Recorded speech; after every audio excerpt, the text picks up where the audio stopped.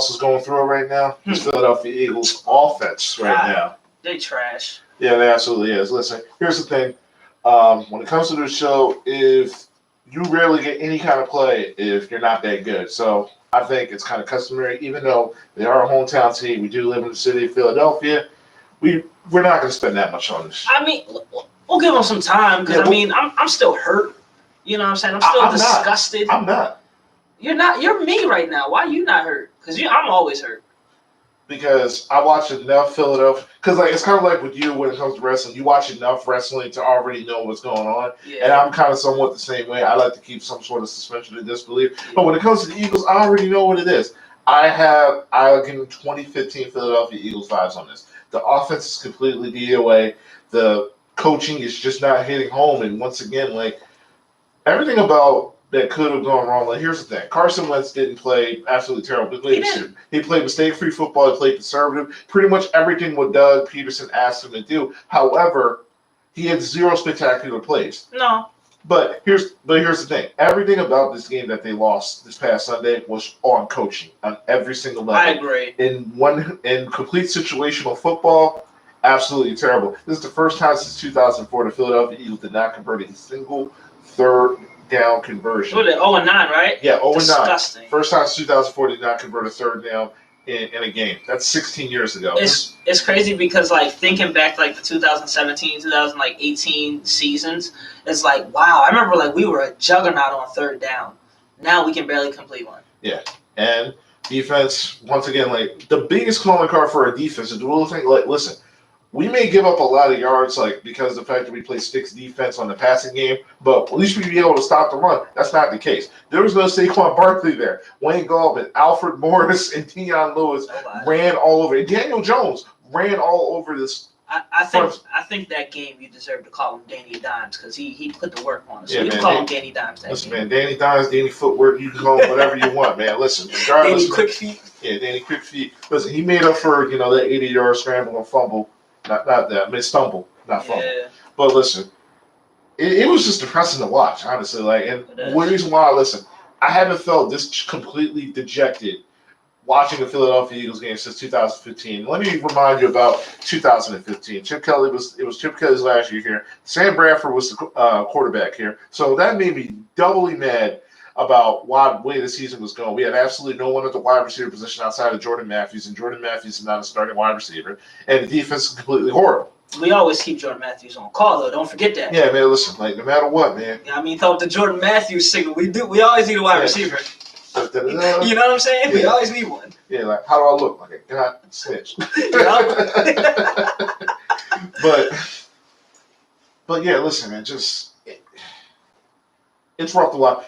Miles, listen, the Philadelphia Eagles only ran the ball 18 times, but it was working. Especially during that third half when, Boston Scott broke out that massive, huge run. Miles Sanders being back was big in big ways. But listen, in terms of the running game, shout out to the offensive line because you open up massive running lane for both Miles Sanders and Boston Scott. Corey Kmet scored his first touchdown of the season as well. But here's the thing, though. If your quarterback is struggling to move the ball, if you want him to play a lot more conservatively, and it kind of reminds me of the same game plan that the Cleveland Browns are running, and now especially that Nick Chubb is back, that I also saw on Sunday. If you're going to play conservative because you're worried about your quarterback turning the ball over, then just completely become a run-first team.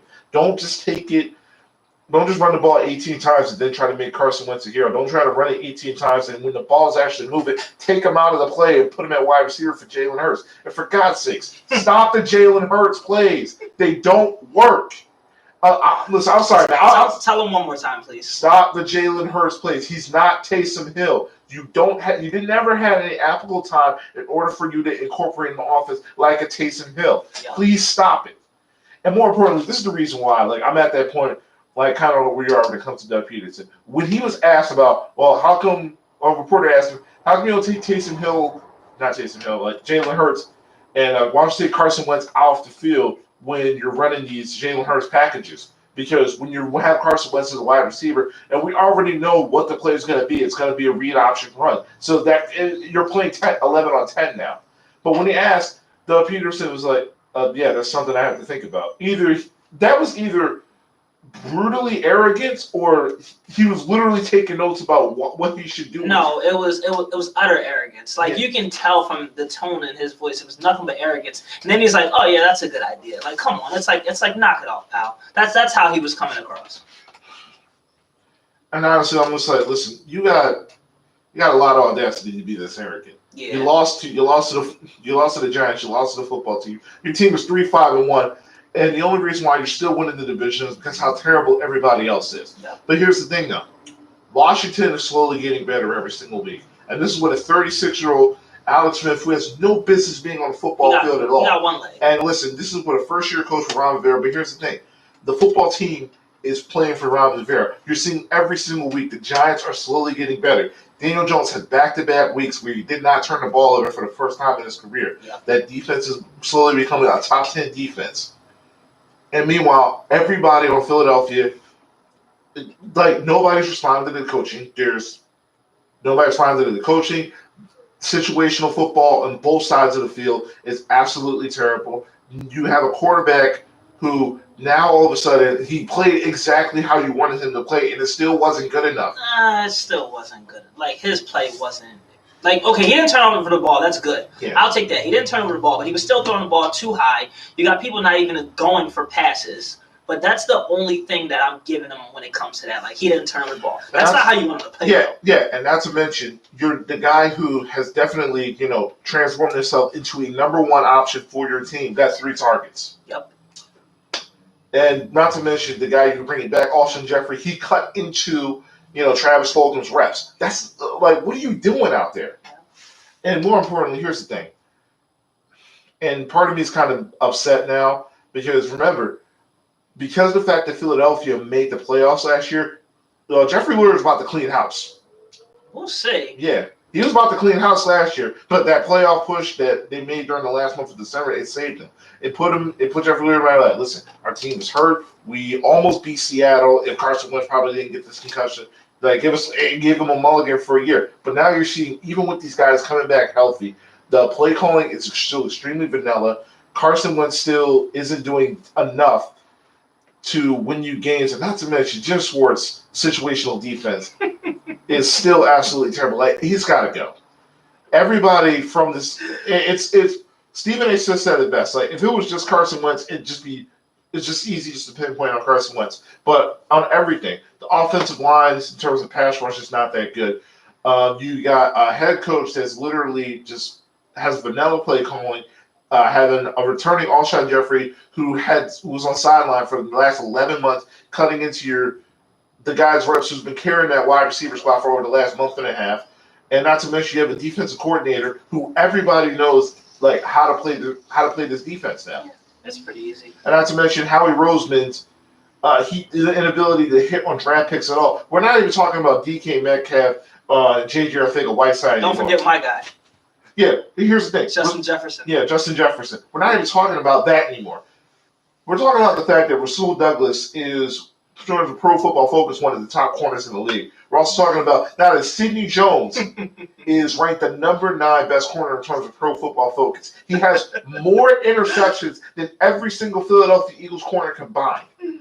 And, well, he got burned for 2 touchdowns, but listen, everybody on our team outside Darius Slay gets torched. They get toast. But listen, it just shows the inability to coach any of these guys up that Howie Roseman brings. It also just shows the complete ineptitude that Howie just can't properly evaluate talent. Nope. This is just completely, and the fact that the reason why that we're talking about Carson Wentz is because his play has been so abysmal that it takes center stage. But when you peel everything back, Yep. it's a complete organizational failure in regards to how this team is constructed. And Jeffrey Lurie needs to look at that, regardless if they win this division or not. Jeffrey Lurie needs to really consider about the direction of where Doug Peterson has his team, Howie Roseman in terms of handing out contracts and drafting, and just the fact that everybody else on this organization, like, well, okay, what was the point of bringing Jason Peters back? What's the point of holding on to Deshaun Jackson and Alshon Jeffrey? And you can even question that Darren Sproles signing a couple years ago. Yes, exactly. So, regardless of how this season goes, Philadelphia definitely needs to look themselves hard in the mirror, and Jeffrey Lurie needs to figure out, like, listen, maybe regardless of what happened during the Super Bowl 3 years ago, changes need to be happening because what happens is you're going to end up like the Sixers was a few years ago when it comes to, Brett Brown. Because of the fact that he's been with us for this long, you don't want to cut ties with him. Listen, organizations stay on top because they're always ahead of the curve and they always be able to predict, okay, before things turn for the worse. Mm-hmm. That's how teams like New England is be able to stay relevant and consistent. That's how teams like the Saints always been stay relevant and consistent. The San Antonio Spurs. Whatever team LeBron is on, the Golden State Warriors. Like you can name any modern dynasty that's won several multiple championships over the years, and you can see they make the minor necessary adjustments in order for perfect timing too. Yes, exactly. I mean, look at Sean McVay. I mean, here's the thing. I mean, I'm not gonna lie. I had Doug Peterson over Sean McVay for the longest for 2 years ago. But when you look at Sean McVay, listen, I'm gonna change my offensive coordinator here. I'm gonna change my philosophy on defense in terms of bringing the defensive coordinator here. And listen, even without Todd Gurley, they're 7-3, and he dominated the Seattle Seahawks. And basically, because of that game, took Russell Wilson out of the MVP category. Mm-hmm. We're gonna get back to that Russ stuff later. But it's just frustrating because last week was so peaceful because it was on bye. I could watch good football from good teams.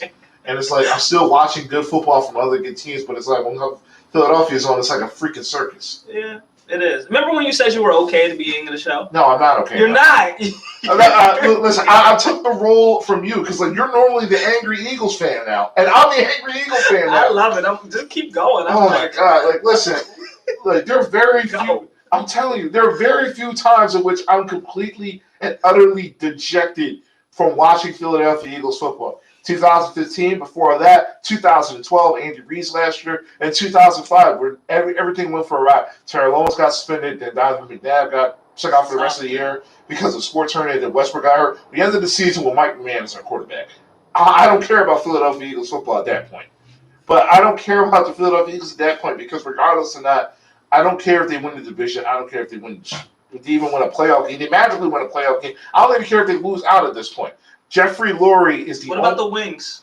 I don't even care about the Wings anymore, man. Listen, Langston, congratulations. Listen, when they get to when they eclipse, 6 or more losses, listen, just tell me where you want to get your wings and I'll pay them for them. I don't care anymore, man.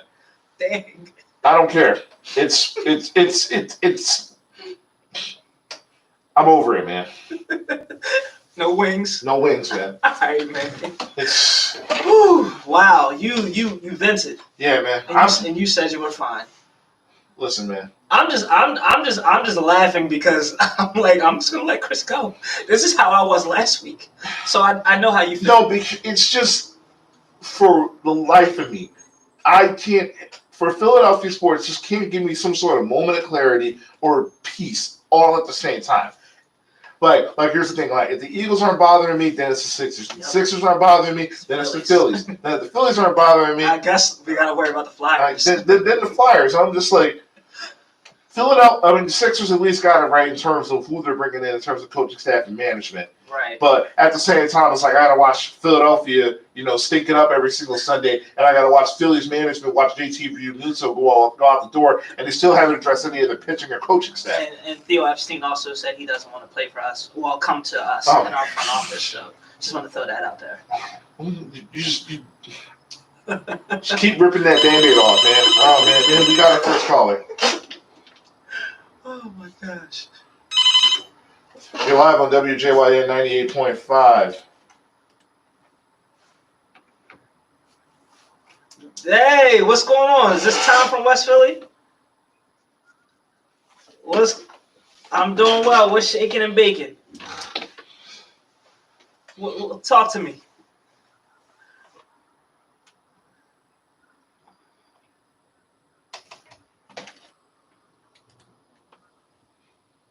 Wow.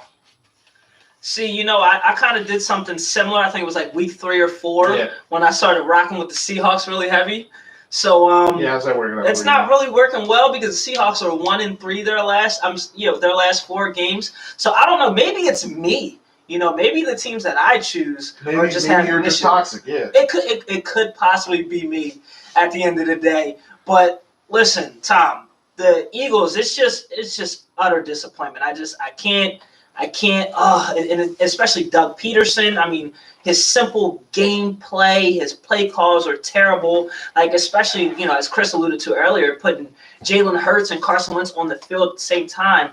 Listen, the Eagles should be happy that none of these defenses have taken a major shot at Carson Wentz with them having them sit him at wide receiver. They could clean his clock completely. I don't know what's going on with the defense. It's like, we had Boston Scott. We were using Boston Scott. He was doing well while Miles Sanders was out. As soon as Miles Sanders comes back, Boston Scott's a no-show. You take away that 50-yard touchdown, there was zero production from Boston Scott, but I don't put that on him. I put that on the coaches. I put that on maybe on Deuce for how they're rotating the running backs in and everything. But it was a tough Sunday. It was really bad.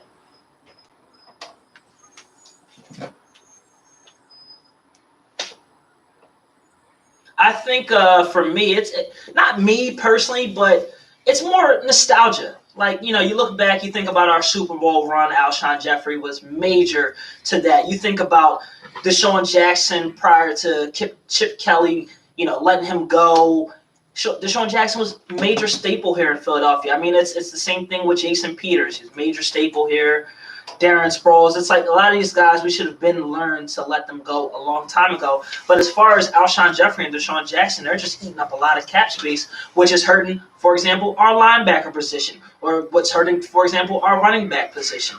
And not to mention just taking away from wide receivers that actually needs the reps, like Travis Oldham, like Greg Ward, like Jalen Reagor, who we spent a first-round draft pick on, even John Hightower, who's been one of our more, prominent deep threats. The fact that Deshaun Jackson and Alshon Jeffrey still have roster spots, and not only that, also going on the field and taking those reps away from those young wide receivers, it's just a no-go for at this point. Yep.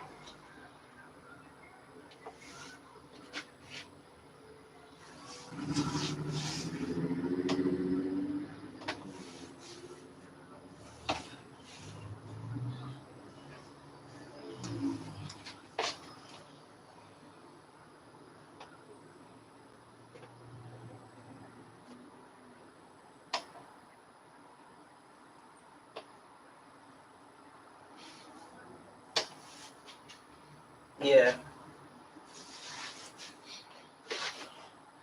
To be honest, I personally think that our personnel is okay. I think at the end of the day, it comes down to coaching and putting the players in the right position to succeed. For example, if you look at guys like Kyler Murray, you look at Russell Wilson, Lamar Jackson, Kirk Cousins, for example. These are the type of guys that they're rolling out of the pocket darn near every single play, and they're making things happen for their offense. They're getting time. The reason Carson Wentz, he's sitting in the pocket for so long and he's waiting for a play to develop. But if the coach understands, like, hey, while he's rolling, that play is developing. Now you've moved the pocket. Now your receiver might be in a position where he's open, where you can throw the ball to him. And the defense has to take their attention away for a potential run, which opens up wide receivers down the field. Exactly, but who am I?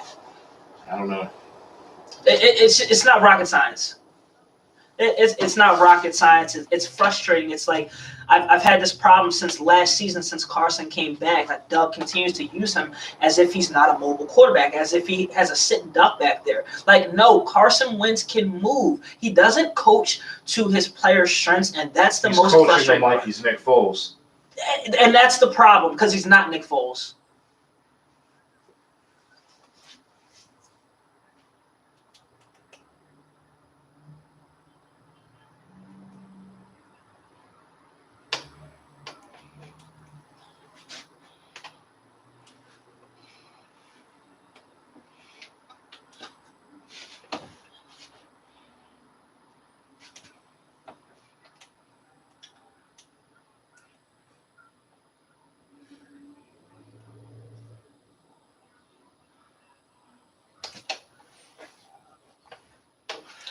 The thing is that if you keep him in the pocket, here's the thing: the Giants' front seven is definitely one of the more better front sevens in the league. And Carson Wentz got hit 13 times on Sunday against the Giants. So keeping him in the pocket really doesn't preserve him either, because the Giants were able to, stunt. Jason Kelsey is like one of the better centers, but if you put a bigger body on him, like a Leonard Williams or like a Dexter Lawrence, they're gonna bull rush him because he's way too small. And not to mention, like we don't even have our top two guards, Brandon Brooks and Isaac Seumalo. So Carson Wentz being able to take those shots in the pocket, it doesn't also protect him. It doesn't protect him either. And the Giants are 26 in terms of defending quarterbacks who roll out in the pocket. And the one thing that Carson Wentz was able to do to keep this offense afloat, and we saw it on Sunday. He played everything in the script. He played conservatively. He did everything in terms of what Doug Peterson asked him to do, and that wasn't enough because Doug Peterson's game plan for how to use him in the rest of his offense was completely vanilla. So the reality is that we need Carson Wentz to move out of the pocket, not design like quarterback runs, but just what you saw from Monday night, play actions for rollouts that they use a much more lesser athletic quarterback like Kirk Cousins. Even guys like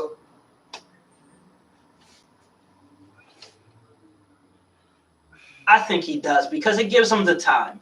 It gives him the time that he needs, and that's the time that he's waiting for in the pocket. That's part of the reason why he's holding the ball way too long. I got a tweet here from Dan Orlovsky of ESPN. He said it took till 7 minutes and 16 seconds left in the third quarter for the Eagles to get their quarterback outside the pocket. They did this on back-to-back plays for 40 yards, and they never did it again. Those were the only two design rollouts for Carson Wentz, and it happened at the beginning of the third quarter and never happened again. I put that on Doug. Yeah, and not to mention, you can look at any of the Carson Wentz highlights over the years, going back from his rookie year, his MVP year, even these last 3 years where it wasn't the most spectacular, like MVP caliber seasons. Most of the big plays that came from Carson Wentz were from the pocket. It was his ability to roll out, go off script, and find somebody down the field.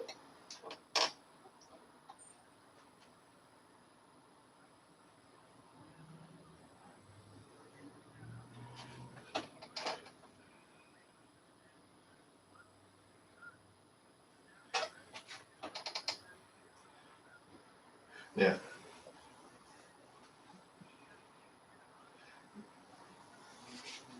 I'll agree to that. There's also no rhythm. Like, there's no rhythm throws. Here's the thing. Like, if your offensive line in terms of pass protection is not that good, then why don't you design plays to get Carson Wentz the ball out faster? How come you don't use any more pick plays like that one play where they used for Jalen Rieger? As soon as like a quick screen and him using his athletic ability, his unofficial 4-2 time, to make plays down the field.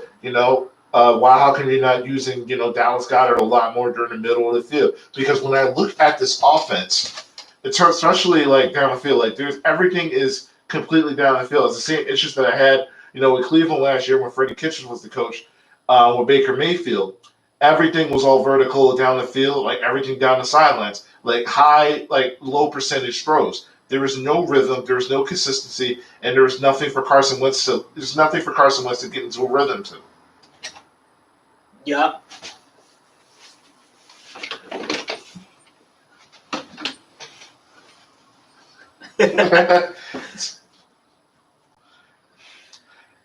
Listen. Hey, man, listen. Brian Flores, he's a brother leading that team. Hey, I like Miami too. Hey, listen, man. Listen, we're not therapists, man. We're not here to talk you off the edge, man. I watch enough Philadelphia Eagles football where it's like, if you want hope, then buy a copy of Madden 21 and do it yourself, man. Pretty much. Thomas, before you get up out of here, later on we're going to do a top 10 Thanksgiving foods draft. What's one of your favorite Thanksgiving foods?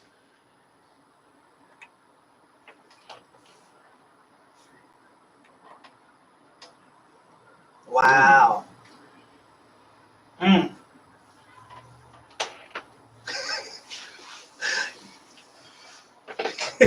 And now, is this pumpkin pie warm or cold? Okay. So that's the slice from Friday. Mm. Ooh. Man. Man, you prefer that over sweet potato? Mm.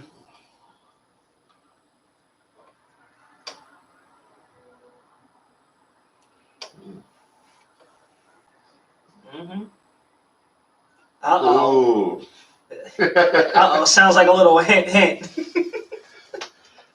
Hopefully she's not listening in right now. Gonna be in trouble when you get home. Tom, thank you so much for calling. Don't be a stranger. You're more than welcome to call in anytime. You Thank too. you too, man. Hey, Mark, you want to get that call-in number? Of course. That phone number to join the conversation, 215-763-9596. As you can see, the first 15 minutes, Chris was just essentially having a therapy session. I'm taking notes here, just helping my man through this situation. Yeah, man, how does that make me feel? Because he said he was okay about the Eagles, but he's not. I can see right through it. I want y'all to know it's so cold in here, right? But Chris is so hot. I see the steam coming off his head. He got on short sleeves. I got a headache right now, man. Hold on, we got another caller. Oh my gosh. 98.5 WJYN. Hey, Warren, what's going on, man? What's going on, Warren?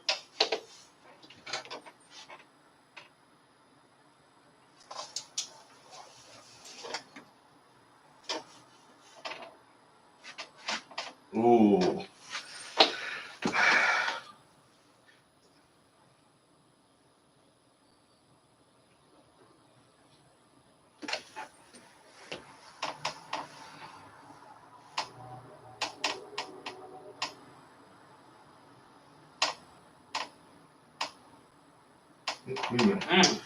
Yeah, man. It's not looking good for Chicago. After starting off 3-0, you guys lost 5 of your last 7 games, man. I'm sorry about that.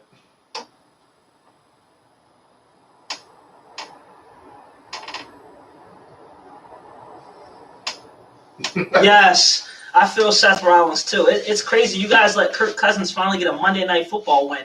The audacity.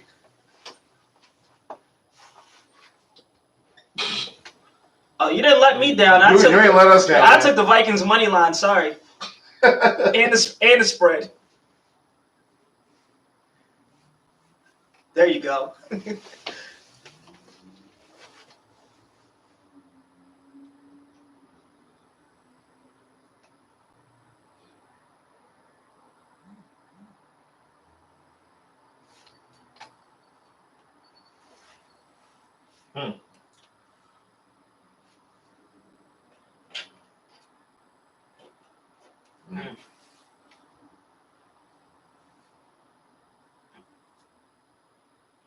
I actually love hearing that coming from a Chicago fan because there's a lot of Philadelphia fans who are so caught up on that Super Bowl win that all they want is Nick Foles back. Like, that's all they want. They want Carson Wentz gone. That's all they want is Nick Foles. So just hearing you say as a Chicago fan that you would rather have Carson Wentz over Nick Foles, it's just music to my ears.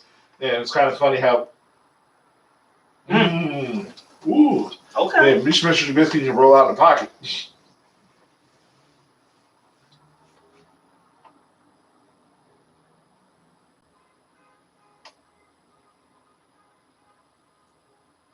Mm-hmm.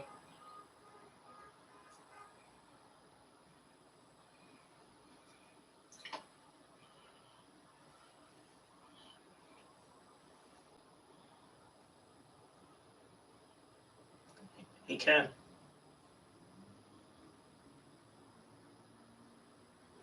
He's always looked that day, man.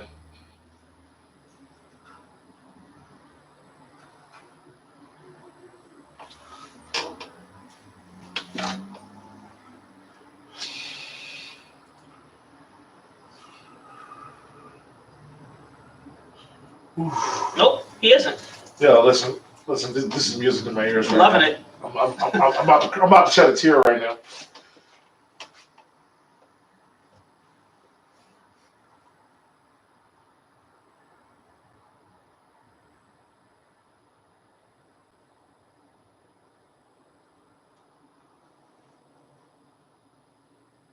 Yeah, he ain't coming back.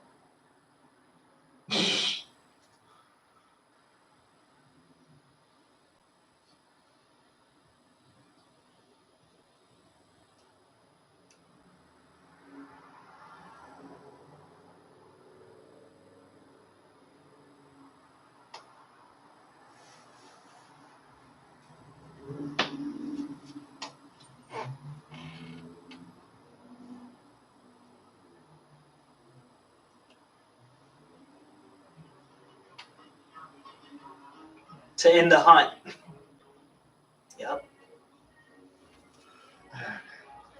But yeah, Chicago's most of their honestly, like their issues are a lot more easy to identify.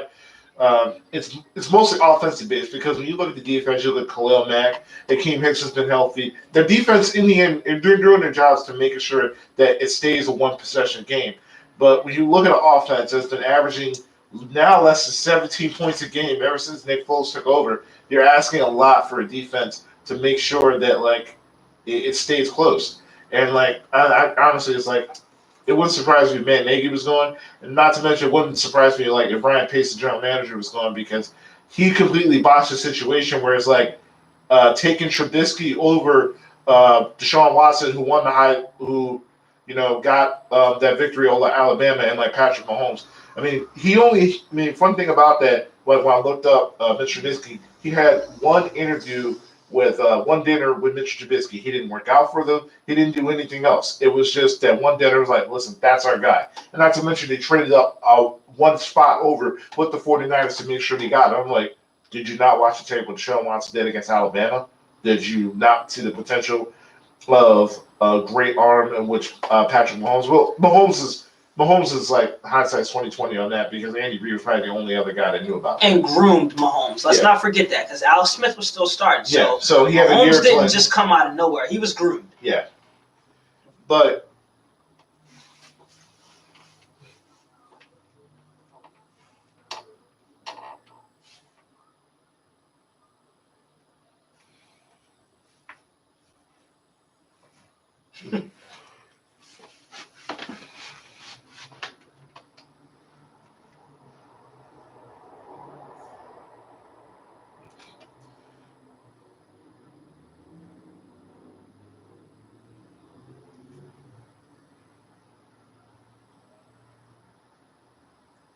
Yep, exactly. Yep. And don't get me wrong, he's a great guy, like great locker room guy, but what he does on the field, it's not it. I've mentioned it before, and I'll mention it again. He's nothing but a glorified backup. But if you put him in the right situation, he will definitely flourish. And unfortunately, there in Chicago, it's not really the right situation. I don't think there's enough offensive weapons for him to flourish the way that he did, for example, in Philadelphia. But you've seen what happened in Jacksonville, how he was benched. And you also seen what happened with his time during when he was with the Rams and the Chiefs as well. So I'm not on it. I'm off. Been off.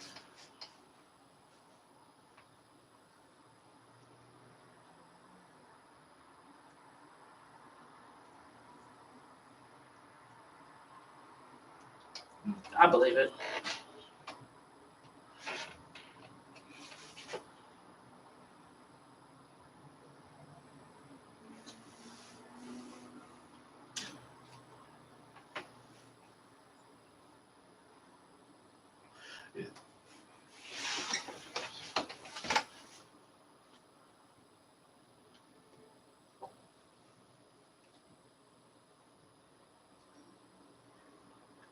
Yeah. Yeah. And unfortunately, until Chicago gets it right, Jay Cutler's your best quarterback in franchise history, man. Jake.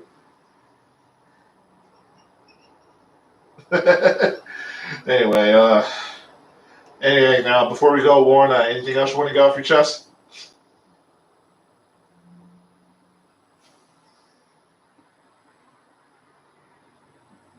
Nice. Appreciate you.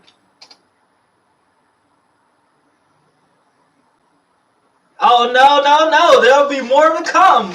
There will be so much more to come as soon as he's in there red, white, and blue.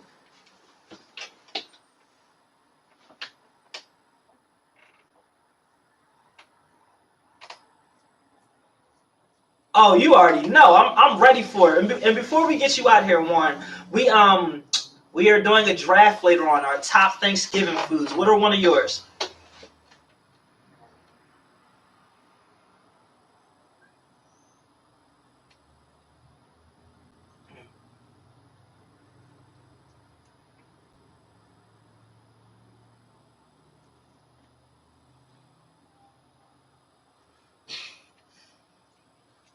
Like some good cornbread.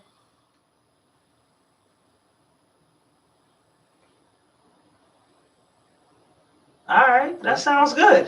Okay. All right, Warren. Once again, thank you for calling in. You can call back anytime, and we'll definitely be looking forward to hearing your ears for our 1 year anniversary show next week. Thank you, man. Thank You too. Listen, man, Warren, he feels our pain. Yeah, man. Especially like when they took Mitch Trubisky, right? They Yes. could have had Pat Mahomes, Deshaun Watson. We get it. Yeah. But that's like us with wide receiver. We could have had DK Metcalf, but we got Arcega-Whiteside. We could have had Justin Jefferson, but we have, Honestly, it's not even the thing about the wide receivers is that it's not even just recently. It's literally over years. Decades. Yes. Yes. Like we could have had Chad Johnson, but we had Freddie Mitchell. But I mean, yeah. Yeah. But once again, you're listening to the Running Back Sports Show, Sports for the Culture on 98.5 WJYN. We're talking NFL. We're talking in basketball within the upcoming moments. We're also, what's your favorite Thanksgiving food, man? Like, what is that one dish that you know that you got to circle on your circle mentally that you got to have? Yeah, them Tom and Warren talking about the foods got my stomach going. Oh, absolutely. I'm ready for some Thanksgiving. Even though this Thanksgiving is going to be real unorthodox. Yeah, man. Especially with COVID and everything. Yeah, but listen, here's the thing. Like, my family's small. It's just me, my mom, and my sisters. Right. And as soon as the food's ready, I'm like, all right, cool. Let me have my plate with stuffing. Because all right, we'll get into that later. We're gonna get into it. Before we switch though, let me go in on the Eagles for a second. All right. So all right, fine. Your turn now? Yeah, I'm gonna go in just for a second, not too much, but one of the things that bothered me the most about this 27-17 loss was, number one, we didn't even match the Giants' energy. All right, now that's the first thing that's frustrating. Like, we're coming off a bye week. Like, we should have had their energy. But looking like the same old Philadelphia Eagles. One thing that I also noticed, the Giants, they ran the RPO much better than we did. Danny Dimes was taking off, doing whatever he wanted to do. They were running all over us. They had 151 rushing yards. They didn't have any problem doing that whatsoever. 40% of the Eagles' rushing yards that they give up is on read options and reverses. Oh, well, isn't that something? Yep. Isn't that something? And you see how effective they ran that. And then Jabril Peppers on defense, he was a hawk. Yeah. He was literally everywhere. I mean, the Giants, to be honest, the Giants I saw something in the Giants that I've never seen before, and they kept rotating their offensive linemen. It kind of gave me like a hockey feel, like how they had a different offensive line every time. And I'm just, in my mind, I'm like, how are they gaining like chemistry? Yeah. But they're staying fresh. So I guess staying fresh is better than chemistry because you know what? They were wearing us out with it. No problem. Yeah. Another thing, like the Eagles, you talked about this. They go away from the run. Like the way that they ran the ball was beautiful. I love that the fact that Miles Sanders was back. But like it just frustrates me that you go away from Boston Scott now that you have your guy Miles Sanders. I mean, you got to learn to implement these guys into the plays. Like as I mentioned before, and I'll say it again. I wish I could just beat it into Doug's head, but like Boston Scott, nothing's in there. No, so. I don't. You're wasting your arm swings. Yeah, I know. Yeah, he gives me like, you remember those confused looks that like Eli Manning would have after an interception. That's what Doug Peterson gives me.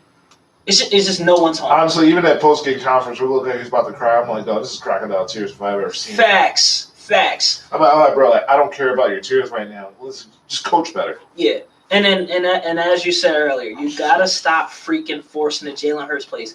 Who you think you're tricking? Carson Wentz is on the field. You know you're not throwing. Carson Wentz is on the field. Take him off the field if you're going to actually have the defense unbalanced and think something's going to happen.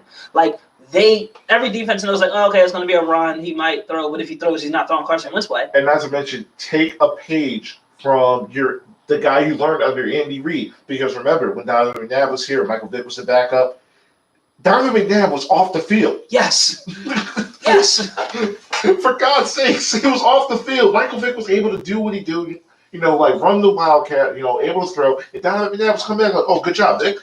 And you know what? And ultimately, that led to Michael Vick getting a starting opportunity because it's like, oh, this dude can actually like kind of play. Yes. Versus like, we know Jalen Hurts is never going to throw because Carson Wentz is on the field. He's thrown 2 passes. Like we don't even know what the kid can do. Like he was in for 30 plays. He's only thrown twice. Right, and then one of those throws was on point, yes. right on the money. You know what I'm saying? And this was the thing that like really frustrated me, right? So like Among other things. there's a lot. You know, there's always a lot. So there was a moment, right, when it was 21-17 and we were up. Yeah. Doug decides to go for 2. All you need to do is kick the field goal. We're down 3. And then it's like, okay, so you don't get it. Now we're forced to score a touchdown because they kicked the field goal. Like, and I don't get it. But I don't know what that is. It's like, do you have this lack of faith in Jake Elliott now? But like, regardless of that, if you have this lack of faith in Jake Elliott, just bring somebody else in. I think it's not Jake Elliott. You know what it really is? What? It's the defense. It's the defense. Because if you know your defense got your back and they're solid, they're going to get these stops, you don't try to keep tacking on points. So I think it's really the defense that he doesn't trust. So then that's the conversation he needs to have with Jim Schwartz. But we all know he's not going to have that conversation with Jim Schwartz. He's not going to have this conversation ever because the only scapegoat that's going to happen for Doug after the season is over is Jim Schwartz getting fired. So it's not even going to happen. Another thing that frustrated me about that game, right, it was 8 minutes left. Right, we were making that game-winning drive. This is right after, we stopped them. They kicked the field goal to make it 24-17. All we need is a touchdown to tie this bad boy up. Yes. That drive, I'm not going to put it all on Carson Wentz, okay? He did have one high throw. It was like 3rd and something. But Miles Sanders had a drop. Fulgham had a drop. Like, these are plays that should have been made, to ensure that the Philadelphia Eagles have a chance to actually win that game. So that was a huge problem for me. But at the end of the day, I look at it like this. Our offense flat out sucks. Our defense flat out sucks. Like, the Philadelphia Eagles in general is just a stale football team, and it's just horrible to watch.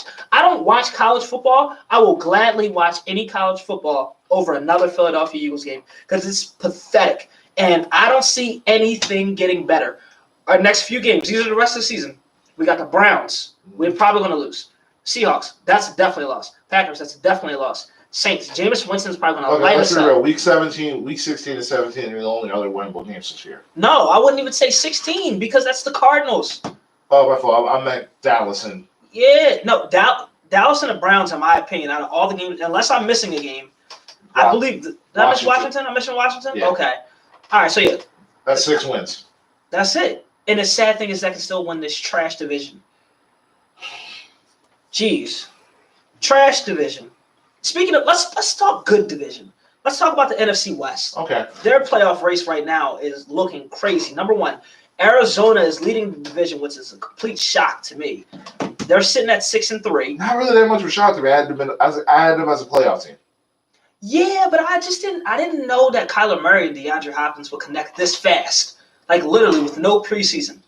And then DeAndre Hopkins go for that Hail Mary catch. So you didn't know Kyler Murray was going to be this good either? I had a feeling. Okay. As long as you had a feeling. No. Because like with Langston, he was like, I did not see him being this good. I'm like, are you serious right now? Nah, he's this is the way the NFL quarterback is going. That's why it's a struggle with Carson Wentz. That's why it's a struggle, for example, with Nick Foles because he's not mobile. Yeah. That's why Warren would rather have Mitch Trubisky versus because he's not mobile. Yeah, dude. Kyler Murray's a problem. You're looking at Baby Rush right there, man. I swear, when he goes running, he's so small out there. You know the cartoons when like the small people are running, it's like that's all I hear when he's running. No, like how like you play those Mario games, like you get like the star. Yeah, that's how I feel. Yep. Because he be moving. Yeah, he be flying. But the Cardinals, they look really good. You got the Rams who are also sitting at 6-3.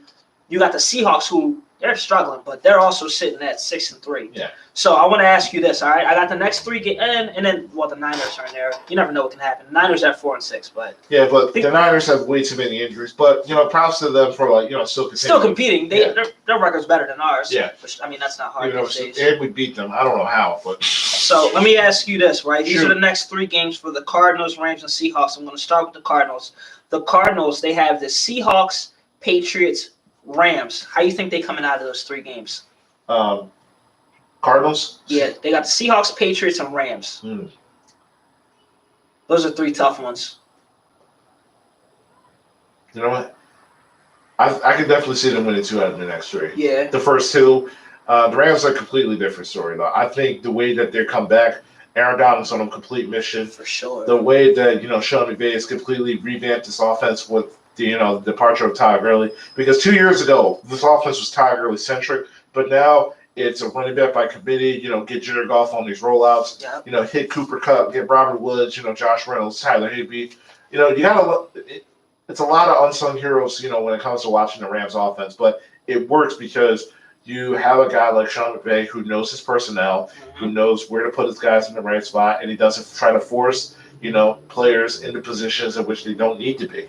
And not to mention also helps on the defensive side of the ball. You got the top two guys who are probably the best in their respective positions, both Aaron Donald and Jalen Ramsey. Yep. And Jalen Ramsey completely locked up DK Metcalf. DK Metcalf only had 4 targets and only 2 catches. Yeah. So he was on him. So for anyone even debating Jalen Ramsey still not, if not the best cornerback in the league, you saw it. Like Stephon Gilmore, that's cute. Yeah. Stephon Gilmore, that's cute. Right. Tre'Davious White, that's cute. It's Jalen Ramsey. It's Ben Jalen Ramsey. Ben Jalen Ramsey. All right. So the Rams, they got the Bucks, 49ers, Cardinals. I see them winning all 3. Yeah. Honestly, look, the Rams, they're like a streaky team. They've been this way for a bit. Yeah. They've definitely been this way for a bit. Something told me, I was, me, I'd be betting and whatnot. Yeah. I decided to bet that Seahawks-Rams game late. But my heart of hearts knew, that wasn't the game Seattle was going to win. I wanted to take the Rams so bad. But I'm like, Russ is going to turn around. But I'm like, nope. That was the Rams game for sure. Yeah. You said you see the Rams taking all 3? Yeah. I don't know about that Bucks game. It depends on which Tom Brady shows up. Yeah. It depends on if Tom Brady shows up or Thomas Brady shows up. Yeah. So it all depends on that one. Honestly, I'm going to say they can get – I'll have them 2-1 where the loss comes to the Bucks. I think they could probably get the Cards. Depends on if they're still streaking. Yeah. But here's the thing. The Bucks offensive line, I'm not buying it right now, but because, they're still missing one of their top guards. But Aaron Donald is going to wreak havoc on that offense. For sure. So it's Can't even deny that. So it's I feel like that's going to be a game in which Tom Brady's going to have to throw more than what he's accustomed to. And here's the thing, you got Jalen Ramsey on one side, so that side of the field is going to be completely neutralized. So regardless if it's Mike Evans lining up on him, Chris Godwin lining up on him, or even Antonio Brown. Don't sleep on Antonio Brown. He had a great game that just passed. He did, man. But listen, Jalen Ramsey has the reason why I haven't heard. He's a man amongst boys. Yeah, I haven't heard his name all year because they don't throw his. Yeah, exactly. If you're a cornerback and I don't hear your name, then you're doing your job. Something right. Yes, exactly. Speaking of doing their job right, I seen Darius Slay. He tweeted "My fault, y'all. I gave up one play. Blah blah blah blah blah. Get him next week." I lie to you not. 95% of the comments from Eagles fans were like, "Yo, bro, you're good. You're doing your thing out here." So Darius Slay, you doing your thing for us, bro. You're in the clear. You're good, bro. You're good. Yeah. All right, Seahawks 6-3 as well. They got the Cardinals, Eagles, and Giants. 2 out of 3. Yeah. Because you're saying the Cardinals is going to beat the Seahawks. Yeah.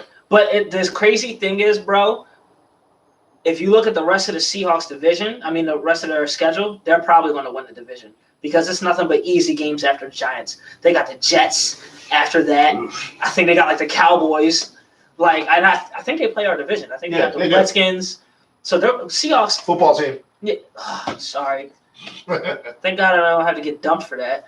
But I think the Seahawks still have a chance to actually come out and win the division just because of the strength of their schedule the rest of the way.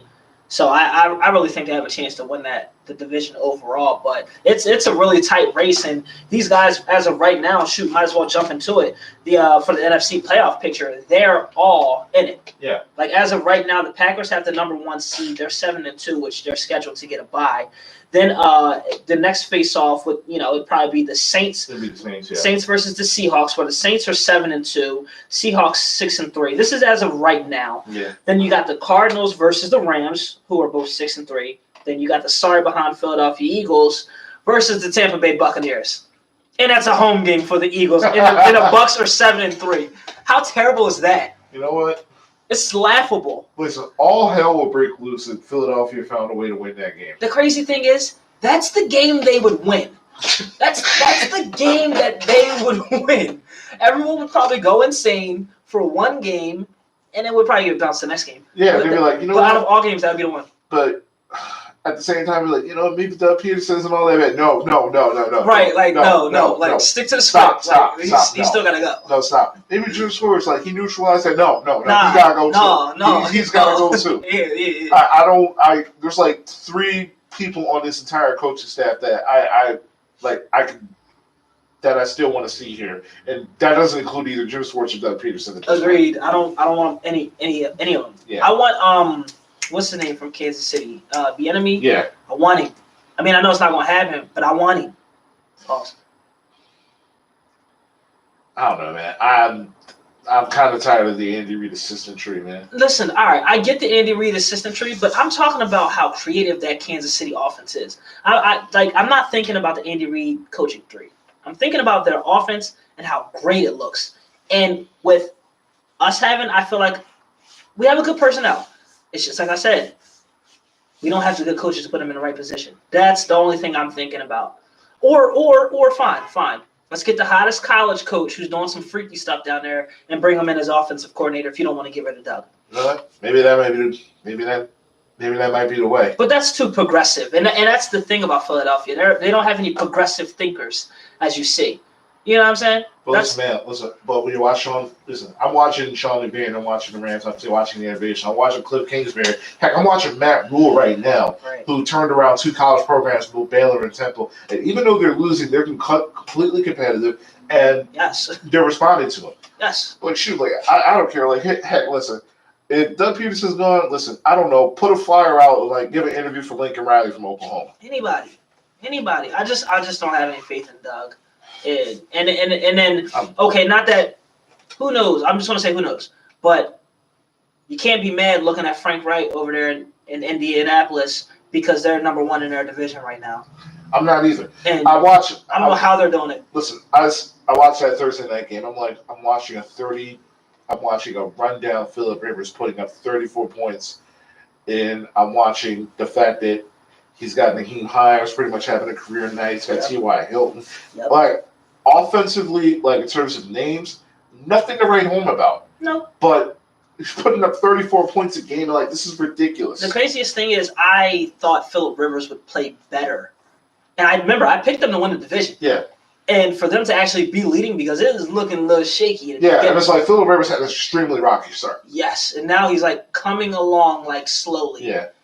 Yeah. He's like one of those startup cars, man. It just needs like a few weeks to like get that engine running. Yeah. But. And then I forgot to talk about the Indy Hunt team, which is the Bears, who are 5-5. So the NFC playoff picture is definitely starting to round up. It's just insane that the Eagles would really host a home game.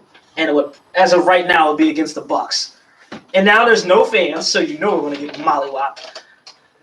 I don't know, man. Something about Tom Brady that plays against Philadelphia. Oh, on the NFC East. Yeah. Yeah, he does take those L's in the NFC East. Yeah. You know, now that we're talking about Tom Brady, I just want to talk about this for a second. So, like, with Tom Brady, he's arguably definitely an MVP candidate. Yes.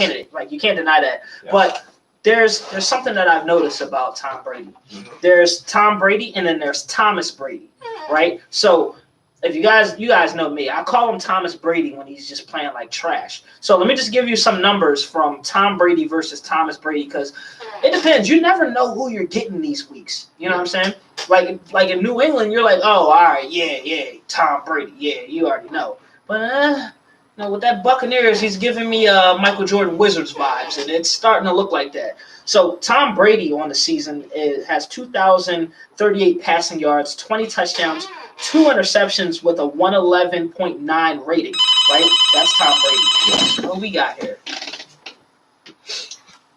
There you go. So Thomas Brady, on the other hand, so Tom Brady, those are the games that the Bucs have won. Those are the numbers. Now, in the games that the Bucs have lost, you got Thomas Brady. So you got 701 passing yards, 3 touchdowns, 5 interceptions with a 68.8 rating. So depending on which Tom Brady you get, you don't know what's going to happen. But I don't know. He's still an MVP candidate, but it's still giving me Jordan Wizards vibes, and I ain't feeling it. Because Jordan still had those flashes where he would drop like 40. he'd have like 29. But he's not Jordan. Yeah, I remember I went insane as a young bull. Like Jordan did this pump fake like this. Oh yeah, when he was with the Wizards. yeah, And yeah. the dude like flew by him. yeah. Jordan did one dribble, step in, and just banged the mid range. Yeah. I'm like, why did I just go insane for that old looking move? Because you're a basketball fan, man. I know, and I just wasn't expecting it from old Michael Jordan. And he banged that joint. So, anywho, let's move on to the AFC playoff picture. We got, so, number one, Pittsburgh. They still have the number one seed. Yeah, they're 9-0 right now. Number 2 seed, Kansas City, who's sitting at 8-1. They will be playing against the Baltimore Ravens, who are the 7th seed, Ooh. and they're at 6-3. Can we have that conversation about Baltimore, man? Yeah, they ain't looking good. Listen, here's the thing. When that report came out saying that defenses already know what Baltimore's already going to be calling, and I'm like, yeah, because Greg Roman, their offensive coordinator, he was the offensive coordinator back in San Fran when Colin Kaepernick was there. Yeah. The purpose of Baltimore's offense is to front run. Mm-hmm. They get off to a hot start, and then they pound you into the dirt with all these run plays. Yeah, they can't catch up. They're not a catch-up offense. They're not a Kansas City. They're not a lot of teams are Kansas City. They're not a Kansas City. They're not a Saints. They're not a Tampa Bay. They're not even Green Bay. They're just they're a rounded pound football team, and it's like, as much as I like Lamar Jackson, it's like he's having an average year. He is. And I'm kind of salty he's having an average year because I thought they would really build on the momentum from last season, contribute more to his strengths and, try to help him out. But it looks like the league done found out. Yeah, but I'm not seeing absolutely nothing. To be fair, nobody on the opposite end, like whether it's Marquise Hollywood-Brown or Billy Snead, like none of the guys that he has is able to help, contribute to those big plays as well. Yeah, I'm with you 100%. And honestly, the way that the AFC is shaping up now, because they're also 6-3, but also Miami's won 3 straight. Yep. Cleveland's also 6-3 as well. The Raiders are 6-3 as well. It's that AFC. Titans are 6-3. That AFC playoff picture is going to be crowded, and Baltimore does not have any real estate or they don't have any room. They don't have any room for error. Yeah. At this point. Because you have to play Pittsburgh again. You have a first place schedule, so it's not going to get easy. And you losing to a Patriots team that is completely undermanned. That shouldn't have happened. Yeah, that shouldn't have happened. And it's the environment and the conditions where it was a rainy night. It was meant for you to be ground and pound. That was a night catered to your offense, and they blew it. They blew it. Yep, and then so the following would be a AFC East matchup. We would have Buffalo, who's 7-3, at the number 3 seed versus number 6 Dolphins, who are 6-3.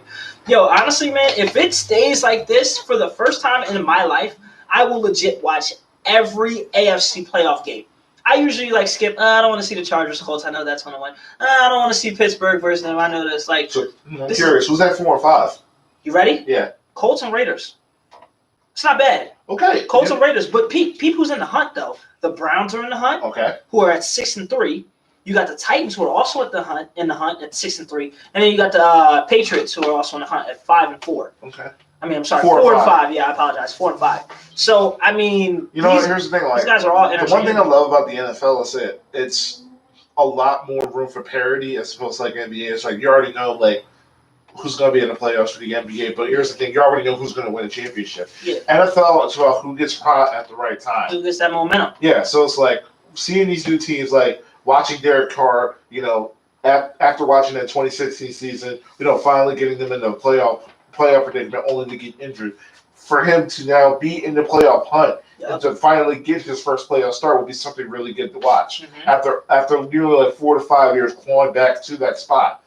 Watching the Dolphins, Tua got a lot of scrutiny, started for Ryan Fitzpatrick after the bye, but the team is responding. The defense has been playing great. Brian Flores definitely got these boys to play. And, their offense has also been hit with a lot of injuries. Preston Lance has been hurt. Matt Breida has also been hurt. Jordan Howard definitely hasn't been, the running back that they hope to sign. But it's working. Yeah, it's working. They're winning games. That's it, and that's what it comes down to: is winning games. I can't even believe it. The Dolphins are 6-3 right now, with a chance to win the AFC East. Yeah, they won 5. They already won more games right now at this point than they won all of last year. Yep. And then also big shouts out to John Gruden and the Raiders right now because Yeah, when man. he gave away Khalil Mack and Amari Cooper, it's like, all right, what the heck is he doing? He's And kept pulling it. Derek Carr. Yeah, he's Listen, pulling here's the the Chip thing, look. Kelly, but hey, they looking good. Hey, listen, I was wrong about Derek Carr. Listen, you can win with Derek Carr. You can get to a playoff spot with Derek Carr. Winning the tough. Super Bowl is completely different, but all you gotta do is get into the playoffs. Once you're You never in, know. yeah, once you in, you're in. Yeah. After that, it's up to faith. You never know. Yeah. And look, I'm gonna be honest with you. I got a Derek Carr jersey. But I'm gonna tell you why though. All right. Okay, Because I'm thinking you about to give me some heat. Listen, here's the thing. I can't even begin to tell you the amount of jerseys that I've had. Oh, okay, all right. Go ahead. So, but Pete, right? So you know how Modell's was going out of business, right? So that joint was 70% off. I got an authentic Derek Carr jersey. Oh, you said Modell. I was about to say like Foreman Mills. Like, No. I'm about to say Foreman Mills never going out of business. Nah, not as long as they got them Dickie suits. Nah, they the trappers DJ need those. Yeah, man, the DJ academics. You know what I'm saying? They need those. But nah, I caught me a little Derek Carr jersey for the low. It was authentic. Got it for like $30. Mm-hmm. You know what I mean? So I was like, look, I might be able to pull this off at some point. I ain't a Raiders fan, but I was like, I like the colors. Like, who cares? Yeah, it's all Like, black. honestly, it's like as I get older, I'm just like, you know what? Having this loyalty to just one team, like who cares? Yeah. Who's checking me? Yeah, nobody checking. Nobody's checking me. It's not like you don't have that anxiety of going to the lunch table and there's a chance that you can get roasted. Like we grown. Yeah, Like you know what I'm saying? Like there's no way. Like we grown, like we roast back. Right, you know what I'm saying? Like there's no way. Like Juan literally does predictions and it's like he's a Jets fan, but it's like I'm picking the Patriots this week. I'm like, why you got a Tom Brady jersey? Right, and But, then like, it's crazy because I held Juan. I'm like, how dare you? Like I would never like pick against my team. It's like I would never like. All right, now don't get me wrong. I will still to this day never wear a Cowboys jersey. I don't care what type of predictions I'm doing. Like the only way I'm wearing a Cowboys jersey if it's like some type of bet and I lose. But ain't no way you just want to see me out of nowhere rocking a Cowboys jersey. Absolutely not. No. That's Cardinal sin. Yeah. I mean, no circumstance. Absolutely. Actually, no. No NFC jerseys. No NFC East jerseys will ever be worn by me unless it's lost by a bet. I'm not rocking no Giants jersey. I'm definitely not rocking a football team jersey. Okay. No, but I might throw in a little. You know What if it's your boy Saquon? Nah, bruh. Nah. You just gonna wait for him to leave? No, I mean, maybe consider like a T-shirt, Okay. but it gotta be red because red's my favorite color. So it's gotta be like that alternate jersey, not the blue Giants. Okay. It's a consideration. No, but that's how like one of my homies was like. He was like, listen, because Odell got traded to the Browns, like, all right, cool. Like, I'll actually buy an Odell's Beckham jersey. Yeah, I'll rock with an Odell Beckham. Give me the brown Joan with the orange numbers. Mm-hmm. I'll rock with that. Like that's cool with me. Yeah. I'm full with that. But other than that, like you're not gonna catch me like wearing any other NFC East jersey whatsoever. Yeah. It's not happening. Yeah, man. And once again, we're at the top of the hour, 6 o'clock. Once again, you're listening to the Running Back Sports Show, Sports for the Culture. You're listening to 98.5 WJYN. Mark, you want to get that call number for people to join the discussion? Of course. That phone number to join the conversation is 215-763-9596. We've went a full hour talking NFL, the terrible Eagles, and we even had a few callers talking about their favorite Thanksgiving meals, their foods. Absolutely. But here's the thing. Now it's time for the real main event, the main course. Ding, ding, ding. The NBA. About time. Yeah. I've been waiting for the league. Listen, so I'm chilling, right? Yeah. You know, we talked about it last week, right? Yeah. So I'm chilling, and I think it was Sunday. Sunday they come out like, oh, NBA trades are allowed to go through at 12 p.m. on Monday, which is yesterday. Yo, when I told you, like, I was doing the Birdman hand rub, just completely excited. I think I'm getting a little better because, like, after 12 o'clock, like, I'm going straight to sleep. No, they said 12 p.m. Okay. Like during lunchtime. Oh, noon. Okay. Yeah, like when it cleared. Yeah, like. I'm about to say, like, listen, man, I'm getting too old to be like pulling up all nighters now. Because like I woke up because the way I figure out like about the both the Brooklyn and the Clippers news, like I didn't wake up till like 10. I'm just on my phone. I'm like, wait, hold on. What do you mean Kevin Durant's in Brooklyn? What do you mean Kawhi Leonard's a Clipper? Oh nah, see, I was up for that. Nah, man, I couldn't, man. I'm getting too old, man. Give me 1 second. You cough out, man? I'm good. No COVID. No, so I was excited because they're like, yo, 12 o'clock. Yeah. That's when all the trades happen. And I'm just waiting for the Woj bombs, the Sham bombs, and then the first bomb we get, Chris Paul to the Phoenix Suns. How you like that one?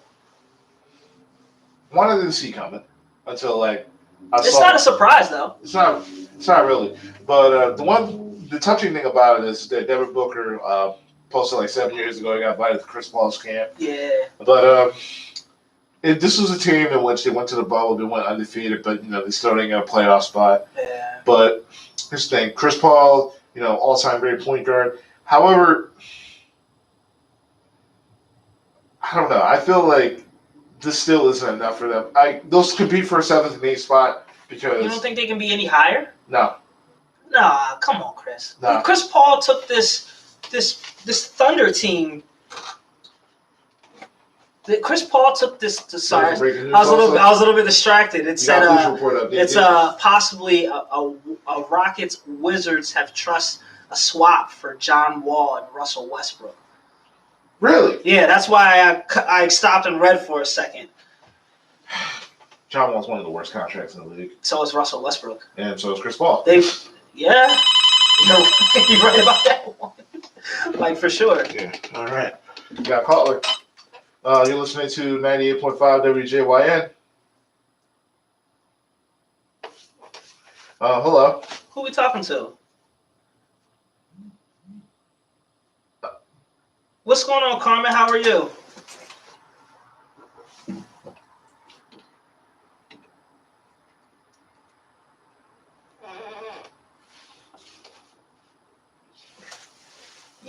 Yes, go ahead. Shoot your shot. Sure, man.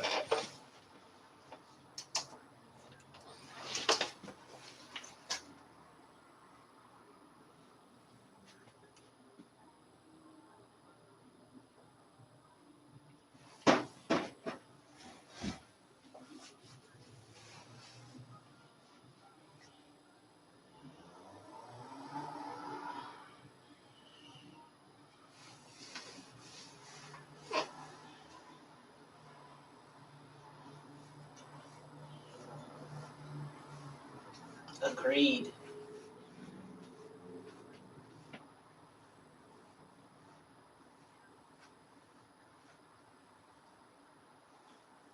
Chris.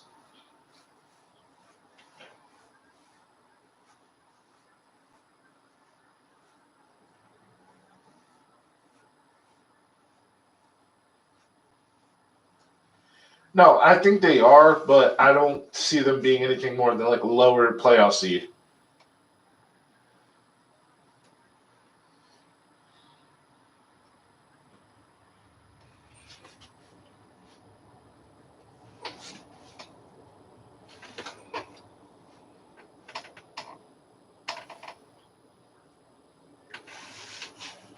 Yeah.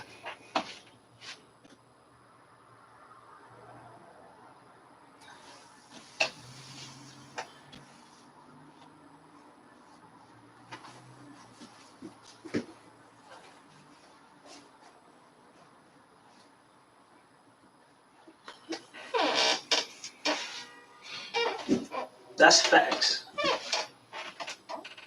You know what? I do agree with you, but you're missing out 1.2. That's going to make this even better. DeAndre Ayton. We know how Chris Paul has run the pick and roll with big men for years. You've seen what he's been able to do with Tyson Chandler, getting him paid. You've seen what he's been able to do with DeAndre Jordan, getting him paid. So DeAndre Ayton is actually far more skilled than Tyson Chandler and DeAndre Jordan. Like DeAndre Ayton not just catching alley-oops. Like he's shooting. He's hitting you in the post. So to be honest, the Thunder, they're not even making the playoffs. So I'm already raising Brooklyn. There exactly.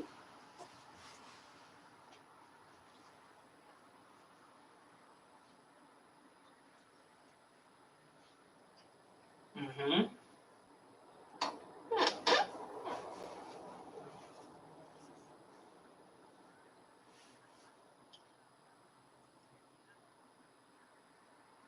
Well,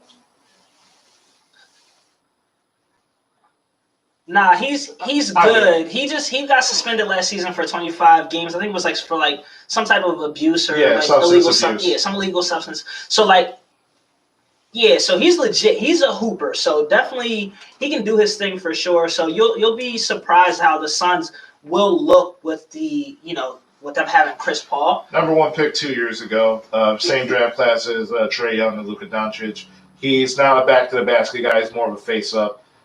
Defense leaves a lot to be desired, but like you said, with Chris Paul, running the pick and rolls, the pick and pops, he should be able to have a career here. Yeah, I'm fine.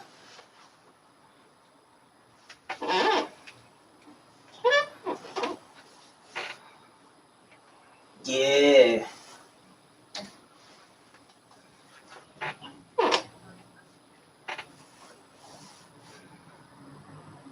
Oh.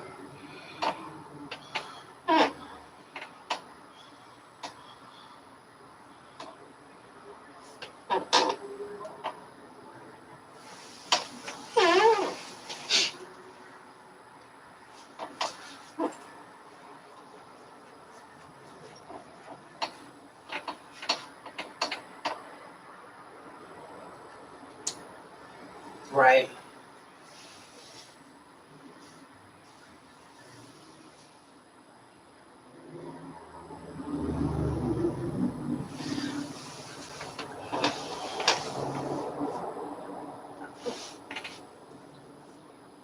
Mm-hmm.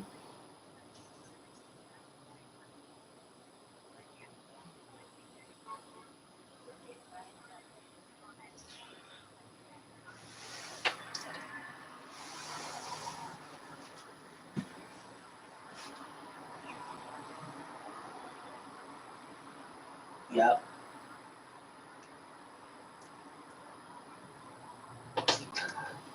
Not necessarily. Not necessarily.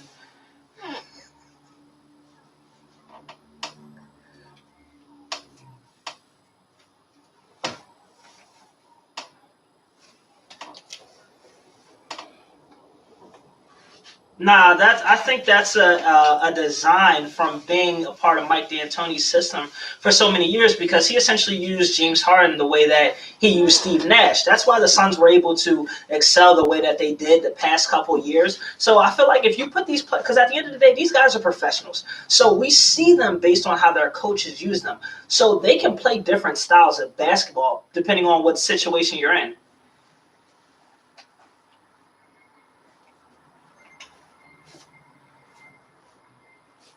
Yeah, that's why he's an assistant coach now. And he lost his job. But also at the same time, what's James Harden's signature playoff moment? So look, we always talk about this James Harden signature playoff moment all the time. We know he don't have a change. We know he doesn't have a signature playoff moment. Okay. That's why he's in the situation he's in now. But as far as like the whole trade between Brooklyn and Philadelphia, so look, if I'm Houston, I'm gonna accept the Nets trade, because the Nets could give you Spencer Dinwiddie, they can give you Karis LeVert, they can give you possibly Jared Allen and a bunch of young picks, right? But as far as Philadelphia, if they're talking about giving me Al Horford, Shake Milton, Matisse Thybulle, and a bunch of number 1 picks, I'm not taking that deal whatsoever. Yeah. So that's why I say we got to throw in Ben Simmons. Yeah. We have no choice.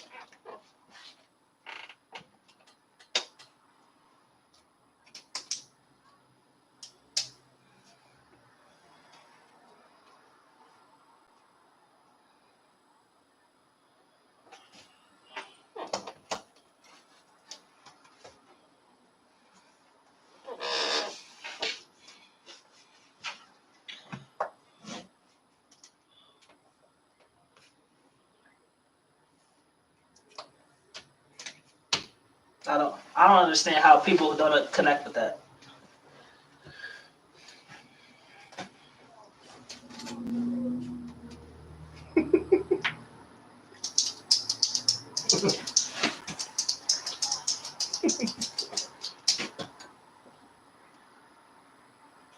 I'm a crazy Harden fan. I'm riding for my boy James all day, all day, all day. Yes. I'm gonna grow my beard out too when he get here. Watch. So listen, I watched Houston basketball over the years, and like the more I watch it, especially over the years, and the more I think about what Kobe Bryant said, that style of basketball that Houston's playing with James Harden, That's true. it's not going to win games because there's too much. You need ball. You need ball movement when it comes to the offense because. So we'll work on the timing.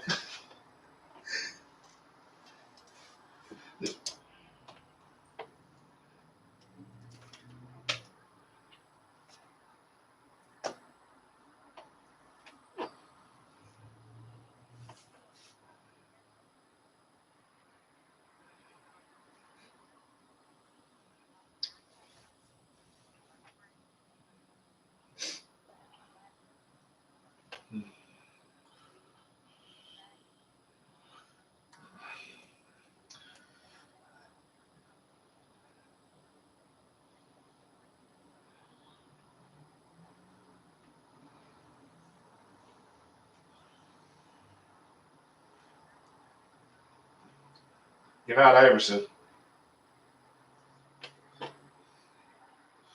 And that's why Eric Bledsoe got traded. Again.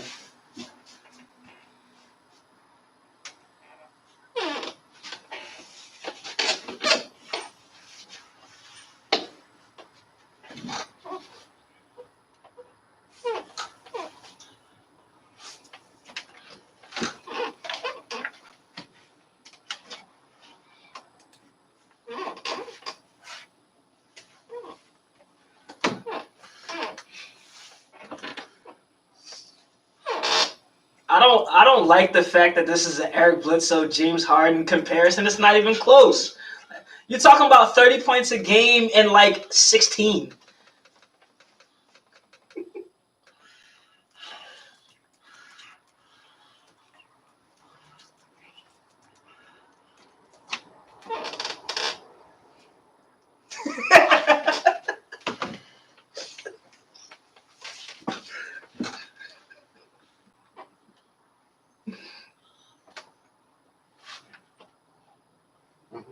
That's true. Whew.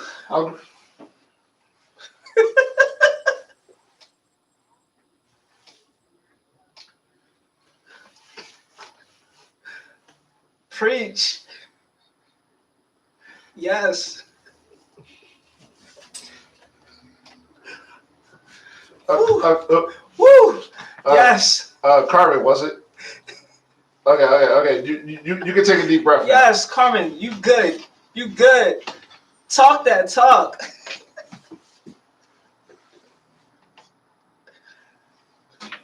She's fired up. It's fine. I took the first. Hot right now. I took the first 15 minutes to complain about the Eagles. I feel your pain. Oh my gosh, this is great.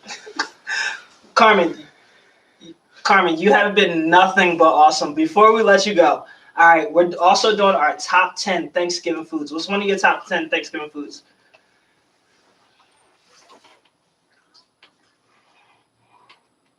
Yes.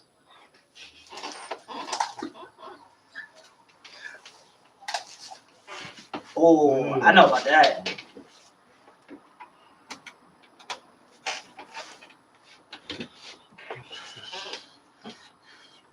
Okay.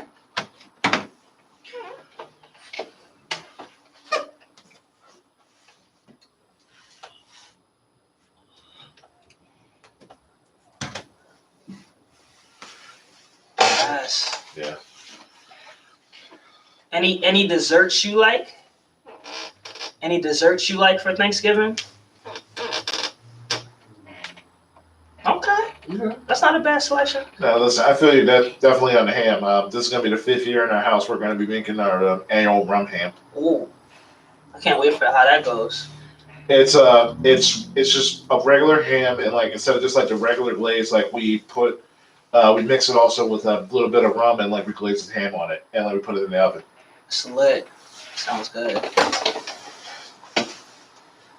Yeah, man. Thanks for Always Sunny in Philadelphia for giving me the idea.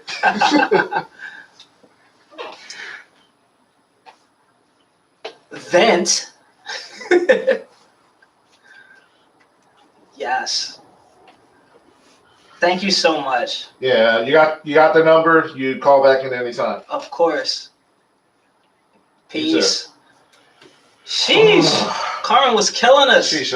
Bro, I when she was going in, all I heard was the ether music in the background. That's all I heard. Like, oh my god. Like, oh my god. Like, she checked you on Harden. Man. Oh my god. Listen, while she's checking me on Harden, I got text messages coming in. Everybody want to put their 2 cents in about Harden. I'm like, look, dang, can a brother breathe? Sheesh. Breathe. Right. Like, dang, she is ether in the squad. And once again, you listen to Uptown Radio 98.5 WJYN. This is a Running Back Sports Show. Sports for the culture. Facts. The phone number to join that conversation is 215-763-9596. Listen, if y'all gonna call in, like, give me a break. Like, damn. We don't need to dump that. Oh man. We don't need to dump that. Oh man. Oh my gosh. Jesus. That was fun. Like, does she I took that like as a chicken leg, man. She leave anything on the bone left for us? Man? Oh no, she stole a whole segment. Nah, I'm kidding. But I spoke about like there's a reason why Eric Bledsoe got traded. But listen, this brand new Milwaukee Bucks lineup, man, it's on paper it looks really good. On paper it looks good, but they don't have any more depth. They gave away like majority of their depth. Like for example, like they got rid of Dante DiVincenzo, Ersan Ilyasova, and PJ Wilson, and that was just to get Bogdan. Wilson. Yeah, my bad, DJ Wilson.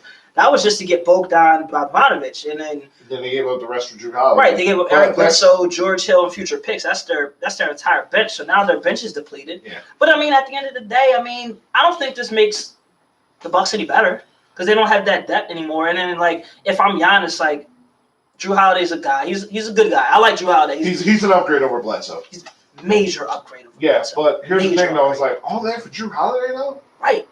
That's a lot. That's 3 first-round picks and 2 pick swaps. So it's like, yo, who's running the Pelicans? Because they're getting a lot of stuff back. David Griffin. Yeah, between Anthony Davis and Drew Holiday, they got a ton back. Yeah. Ton of players, ton of picks, and young Oklahoma guys. City Select. We about to get ethered again? You're listening to 98.5 WJYN.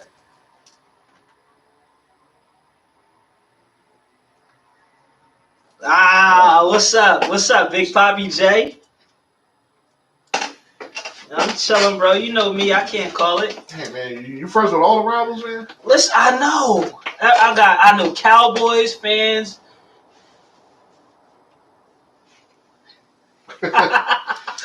What's up, Poppy J? Speak your mind. Let us have it, man.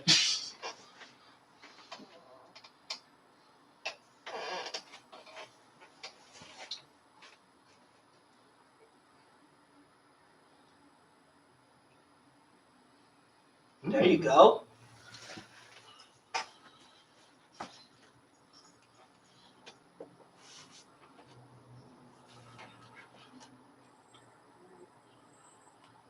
It's fair.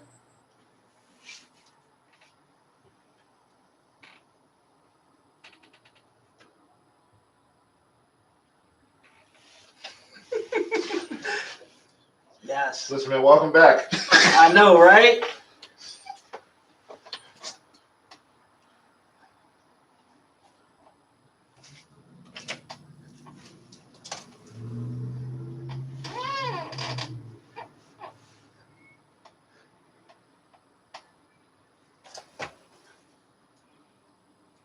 For sure.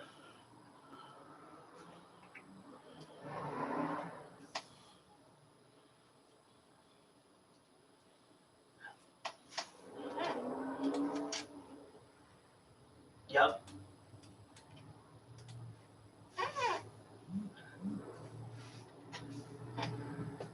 We're not good. We're not good. I don't know what to do. It's bad. It's bad. Like, that's the first time y'all beat us since, what, 2016? Yes. That's crazy. Listen, man, listen.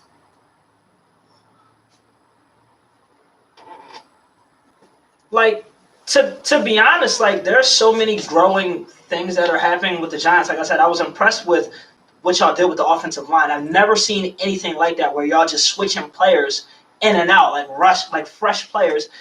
Daniel Jones looked pretty good against us. Like, that dude can actually run. So if he can throw, Daniel Jones? You think so?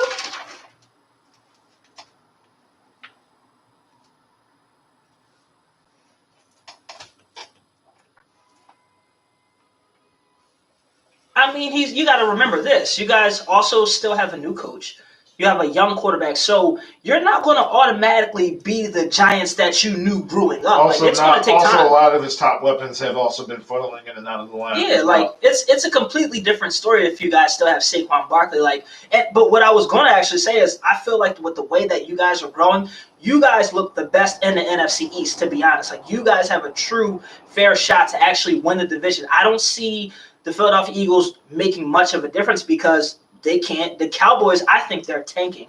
Like, I think they're tanking. So, and the Redskins, they're competitive. Like, you just don't know what you're going to get from Alex Smith because, like, he just went off for a great game the other day, but they blew the lead.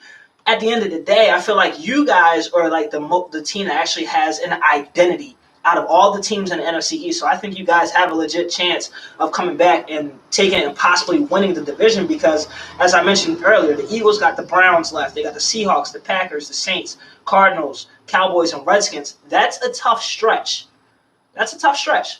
So, and at the end of the day, it comes down to momentum. So I really wouldn't be shocked if the Giants won the division. And that's coming from me. And you know how I feel about the Giants.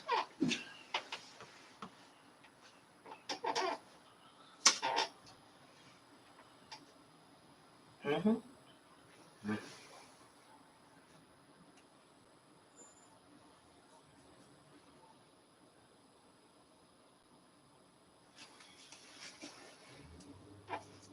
You're a trooper.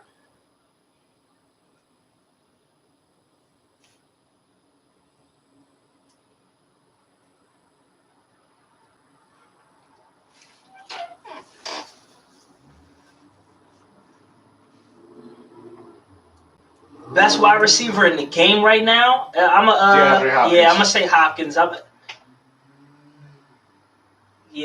That catch was just ridiculous. He's a beast. The fact that he went for cookie crumbs when he got traded is incredible. Yup. Yeah. Before Big Papi J, I got a quick question for you. Tell me about your Knicks. What y'all gonna do this upcoming season? Not a damn thing. Of course. Oh, what did I just expose that? You didn't want people to know that one? I'm sorry. You're a Brooklyn fan, like out in public. Is that what it is?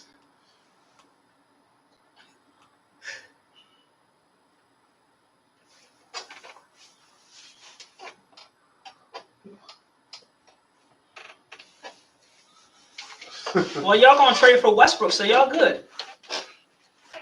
I think so. I think y'all gonna mess around, package that pick to Houston, and get Westbrook. Honestly, this. Yeah.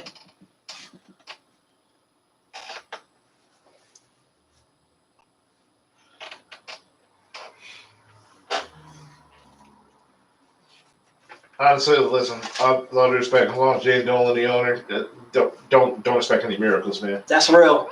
He's running them like a business.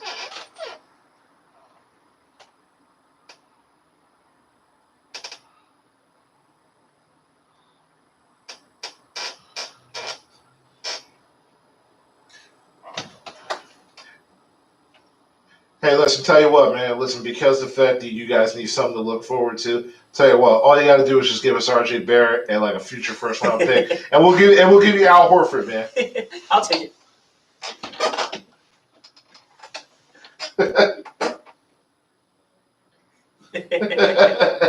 Big J, before we get you up out of here, what's your favorite Thanksgiving dish?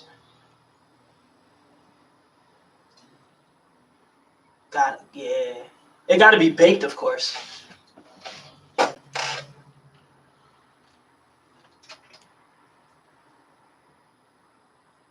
Mm-hmm. You ain't lie about that. You're making me hungry, man. Of course, man. Appreciate the call. Man. You got the number now. Call back anytime. You already know. Peace. Right. You were going to disregard that last part. Oh, that Go Giants part? Yeah.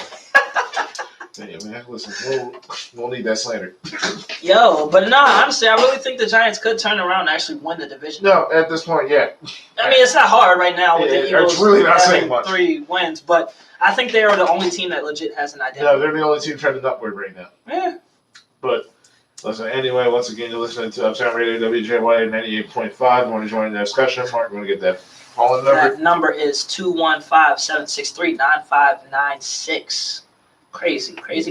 All right, but let's dive right back into the NBA. Yeah, Covington, he got traded from the Rockets to the Blazers. What you think about that? Why are you laughing? Come on, man. Cub is it. Yeah, good trade for Portland, but yeah, my goodness.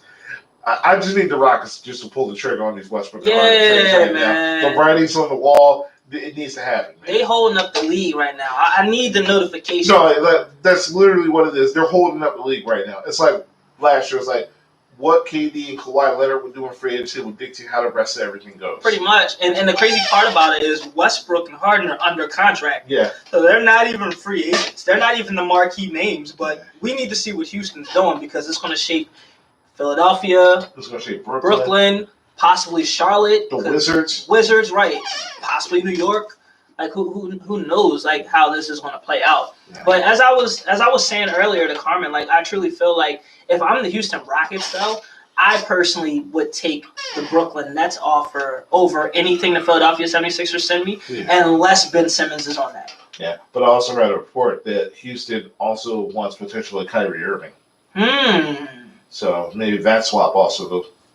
Wow. Yeah, but also I'm reading like many conflicting reports. Like Right, obviously, so during this time, it's like it's all he said, she said, unless until it's proven right. Like I read one report about like how Kevin Durant wants James Harden to come and like Kyrie Irving doesn't want that. Right. I also read another report about like the reason why that Nets trade hasn't happened yet is because they don't want Spencer, Harrison Barrett, Spencer Dinwiddie, and all them. They want Kyrie Irving for like a straight up swap, and like Brooklyn doesn't want to do that. Yeah. It's insane. But look, if you're Brooklyn, I'm sorry, I love Kyrie, that's my guy, but I'm parting. See ya. Like, to get James Harden back, like, all right, so maybe it's me, all right, because I feel like I've been getting a lot of heat as far as like this whole James Harden thing. But am I the only person who sees James Harden as like a great player? Like, I don't get it. James Harden, like, I understand he doesn't have any playoff moments. I just got a text that he went 0 for 24 against somebody. Listen, he's still good. Like, James Harden's still legit. Or maybe am I blinded because of his offensive abilities, where he's virtually unstoppable? He's still averaging 9 to 10 assists a game. Like, it just confuses me how people will wait for a Ben Simmons jump shot when you get a guaranteed 30 a game. Okay, here's the thing. Regardless of where James Harden is going to go to, here's my question: if he goes to Brooklyn, do you see James Harden listening to Steve Nash? What do you mean listening? Like in terms of ball movement. It's time to it's time to win a championship. But the only reason I'm not sure about that is because Mike D'Antoni is on that coaching staff. Yeah. So who knows the relationship that James Harden and Mike D'Antoni had? So this is now my mindset: is James Harden closer to Daryl Morey or is he closer to Mike D'Antoni? Who you want to rock with? That's how I look at it. Yeah. I think, in my opinion, him being he's a better fit for the Sixers. But if I'm like accepting trade, I'm going. But Brooklyn has more to offer. Exactly, because. All right, who I'm saying, like your dad says, there's a sucker born every day. So hey, maybe they might be like, yeah, we'll take Al Horford. Okay, y'all can have. Really? Okay. Well, yeah. Al Horford, can you confirm that now? Yeah. All right, cool. He's already on the plane. Right. I will help him pack.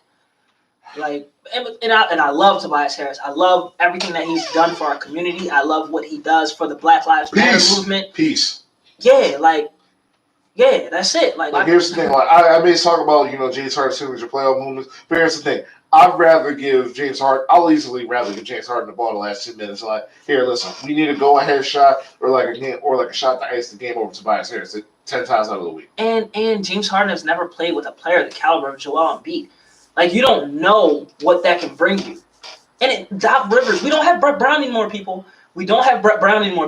Doc Rivers is actually going to put James Harden in the place to succeed alongside with Joel Embiid. We also have good assistant coaches now. We have Sam Cassell now. We have Dave Yeager now. Got Popeye Jones. Oh, listen. We got Dan Burke. Right. Oh, and just to add more sprinkle to it, how many basketball minds we got? We got Jameer Nelson now. Okay, he's a scout for the Sixers. He's still going to be in the building. He's the GM for the Blue Coats, but he's still going to be in the building. He's a scout for the Sixers. We got basketball minds. Oh, and Daryl Morey. Yeah. We got basketball minds here in Philadelphia.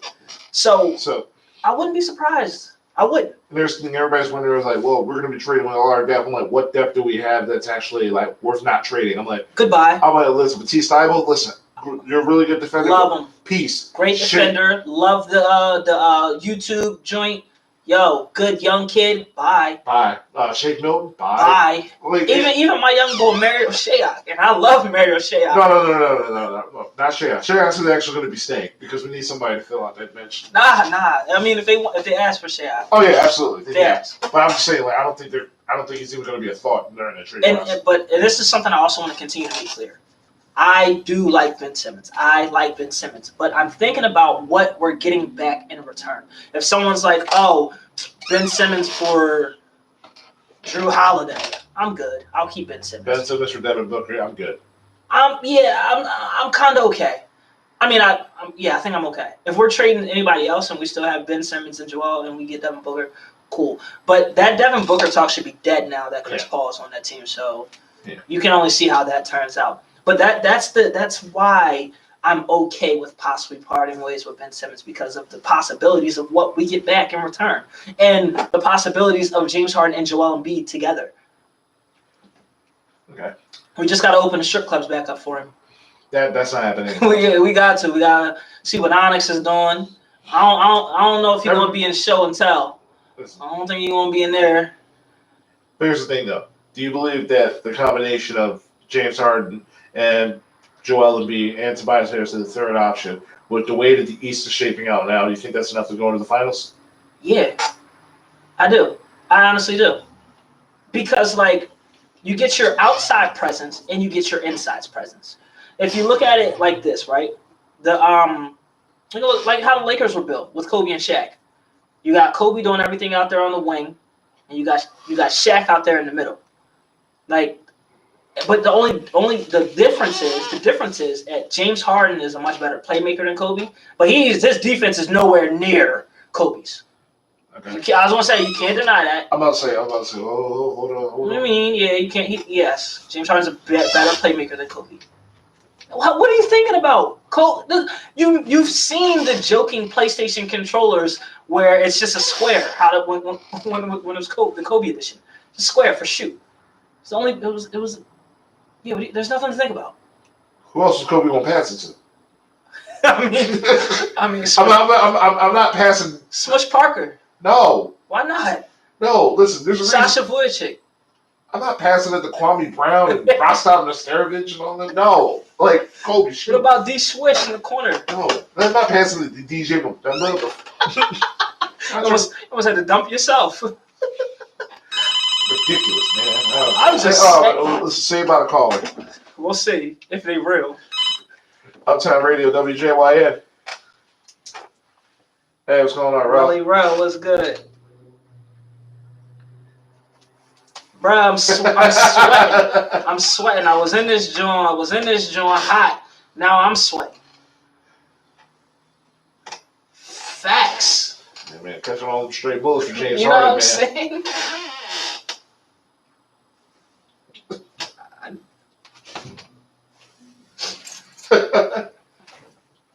That's it. First off, don't disrespect me and put me in the same sentence as Max Kellerman. Now I'm hurt. Mark Kellerman right here. No. That's Langston. Now I'm hurt. I'm hurt. Langston ain't here anymore, man. Oh my God.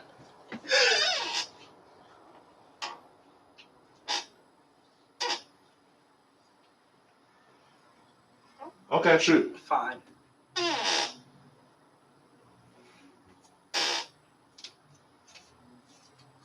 Right, we got Daryl Morley now. What's going on? I mean, at this point, I think Buddy Hield wants to be here too, but I feel like at this point, this is probably the only move that they're potentially could make. Explain to me the love for Buddy Hield. He's nothing but a glorified 3-and-D guy. He can shoot. That's it. How many of those guys we got now? We don't have none. Exactly. We don't have none. Listen. Buddy Hield for Horford. That's it. I'll take that. Yes, and that's fine. I'm fine with that. But I come on, man. Buddy Hield is not. Listen, if you look at what the Bucks just did, you see what the Bucks are doing. You think that's going to be enough to get us to the promised land, Buddy Hield?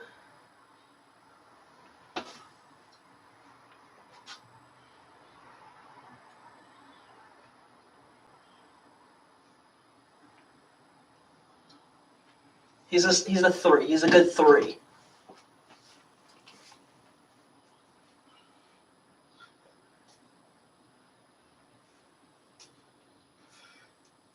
Also, not to mention, because of the coaching staff we have now, if they do a good job coaching up Ben Simmons and Joel Embiid as we expect them to, then complimentary guys like Buddy Hield is like all we need. Right.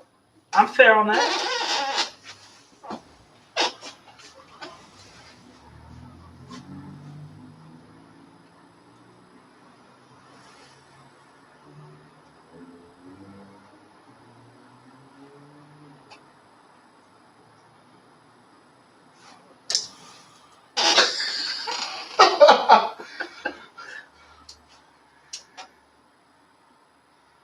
There's going to be a shot clock violation.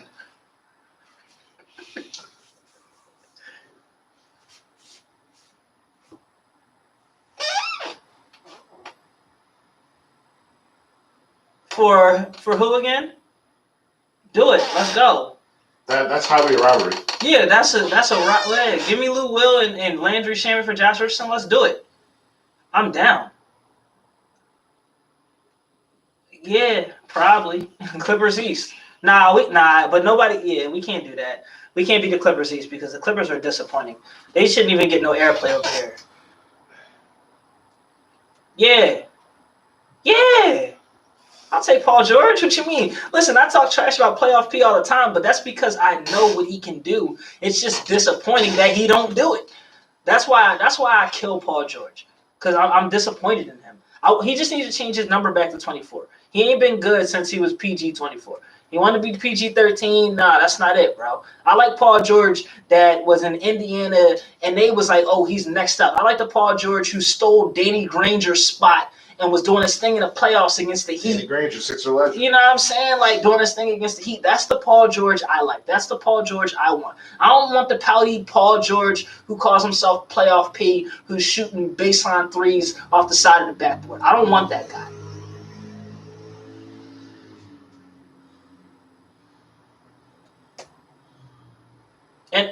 And to add on to that, I'll take him under these circumstances.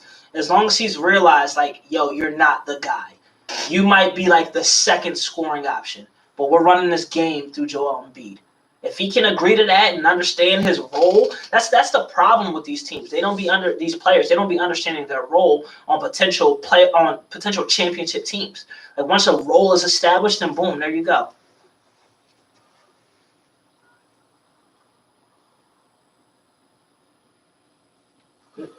He's not a number two. He's an equal.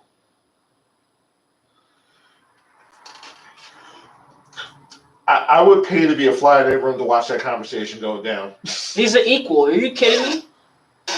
Paul George and James Harden not even in the same atmosphere.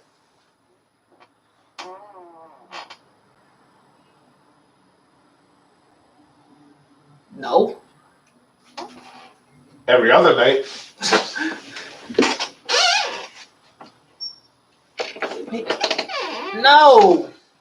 No, he's not better than James Harden.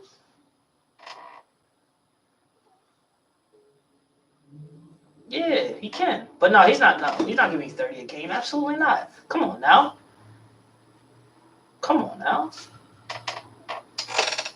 A lot. So why don't they do it?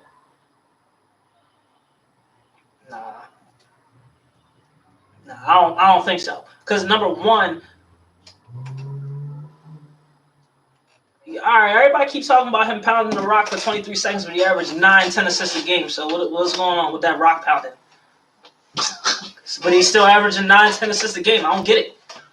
Come on, you got to pick which side of the pendulum you're going to be on.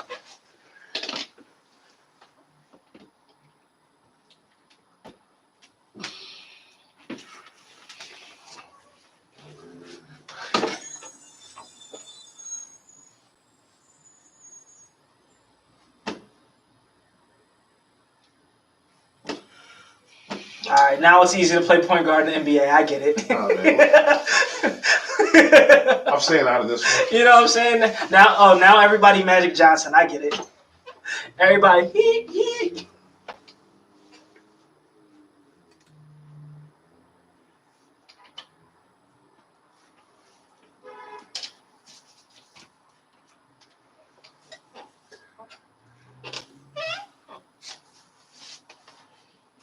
That's fair. Bro, before I get you up out of here, top Thanksgiving dish.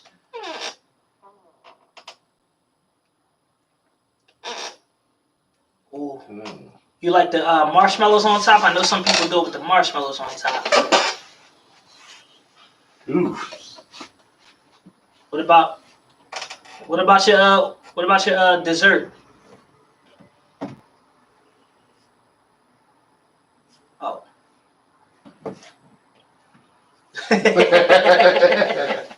Appreciate your consistency. Appreciate the call. We'll catch you next time. Peace. Oh man, dog, like these callers are coming in for you, coming in the next James Harden, man. Listen, man, it's crazy. I gotta wear a vest next time. Make sure Just there's catching no- all these strays. Not just any best friend. You gotta make sure there's no bulletproof. Facts. You know what I mean? I need something for the dome too. They after me. Dang, man, just. I'll make sure to play the Ether beat next time. I Man. know, right? Yo, yeah. Next time somebody killing me, just play it in the background. Jeez, get me out of here. Oh man, once again, listen to Uptown Radio, WJYN 98.5. We got about less than 15 minutes left. Yeah. And, we've been asking everybody, what's their go-to Thanksgiving food. I think Let's get into it. let's dive right into it, man. What's up? So, you want to start from like number 10 and work our way up to 1? So, like, leaving like our best for last? You know what? Yeah, let's go. All right, fair. So, all right, for me, I'd say one of like, it's a little bit lower on my list, but I fool with it depending on who's making it. Yeah. I like stuffing. I'll start with stuffing. Stuffing's that low? All right, maybe we should start with a whole spread and see what's on there. Okay. Because I won't be having 10 items, but if you include desserts, we should include desserts into the 10. Okay, I feel like we should put a bunch of things in the pool, and then after that we should. All right, and then rank them. Yeah. All right, so we got stuffing. Okay. All right. Yams. Yeah. Of course. We got mac. Yeah. We got ham. Don't forget about the turkey, man. Yeah. Oh, I ain't gonna forget about the turkey. All the greens too, man. Green. You already know about the green. Hold on. What about green beans? Green beans. Okay. Green beans. Can't forget about those. What else? Do you do potato salad on Thanksgiving? Potato salad. I don't think nah. I don't do potato salad on Thanksgiving. That's like normal food. Yeah, nah. What about like cabbage? You do cabbage on Thanksgiving? We do cabbage. Yeah, I like cabbage. You can throw that on there. Now we're gonna throw some desserts in there. Don't forget about the ham. I already got ham on there. I'll write ham twice if I need to. Okay. Just making sure, man. No, ham's is it right there. All right, so we got sweet potato pie. Yeah. Apple pie. Yeah. Cheesecake. Yeah, depending on what kind of cheesecake. Yo, yeah, you know what? Yeah, we gonna put cheesecake on there because I got some good cheesecake. What about pound cake? Ooh, yeah. Ooh, look, I'm getting hungry right now. Yeah. We're missing something. We're missing something. Pumpkin pie? I don't eat that. Nah, I don't either. I don't eat that. I don't think that's on the cut. I think it's one of your homies. Yeah, I don't think that. All right. So from out of the pool, we got stuffing, yams, mac and cheese, ham, turkey, greens, green beans, cabbage, sweet potato. Sweet potato. You like cranberry sauce? I don't eat that either. That's not gonna make the list. Apple pie, cheesecake, pound cake. Am I missing anything? I feel like we're forgetting something. I know I'm missing. I know it's gonna be on my plate though. Thanksgiving Day. My mom makes rice. I don't do rice. That's like a regular meal. Yeah, I know. But she does. Yeah. Okay. All right. But all right, I think that's enough. All right. That's fine. And It's actually 12. It's actually 12 we got here. because we got like less than 10 minutes, let's just do top 5. Fair enough. Let's do it. All right. All right. Top 5. So what's 5 for you? Number 5 for me, I'm gonna say stuffing. Okay. Because since we're narrowed it down to 5, I'm gonna say stuffing. Now my mom, right? She makes this banging stuffing. She adds like this sage sausage to it. Bruh, it's so good. It's so good. Yeah. What time you guys eat dinner? We late. We be on CP time. That joint start like 4 or 5. Okay, no, that's fine. Like that. Nah, I don't like. That's late. That's too late for me.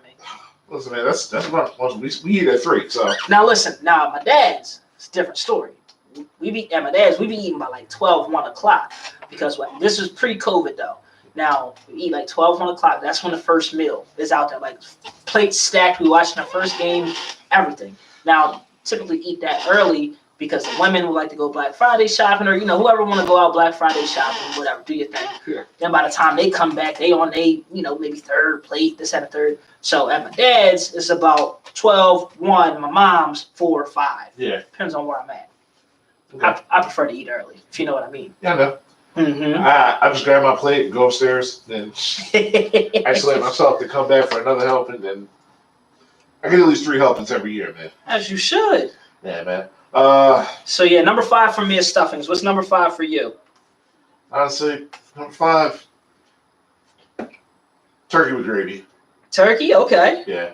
Honestly, over the years, I kind of gone a little like sour when it comes to turkey. Like turkey's fine. Like the way my mom prepares it, she got like the oven with everything else. Like everything else is fine. Yeah. But honestly, like sometimes like I gotta eat it with like gravy and salt. I get it, because sometimes it'd be a little dry. It'd be too dry. Like I just can't eat it.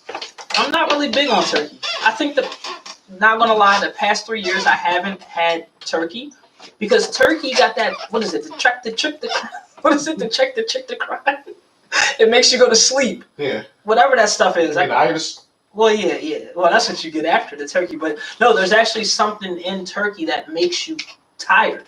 So I stopped eating turkey the past couple of years because I've needed to drive. And I'm like, last thing I want to do is be sleepy while I'm driving. So I'm up here loading up on. Okay, then. Oh, well, I'm glad that don't affect me because I just after that I'm just like, all right, cool. Thanks for the meal, Mom. Right, because you had the turkey, you go to sleep. With the truck, the chip and all in it. I forgot. The truck, though. Oh my. Yeah, I forgot what it's called. All right, fine. Well, we'll wait until next week. We figure it out. Then we'll go back.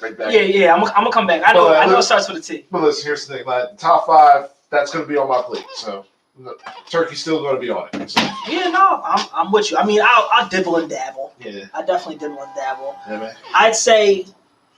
Got any updates? No, it wasn't an update. I thought it was an update.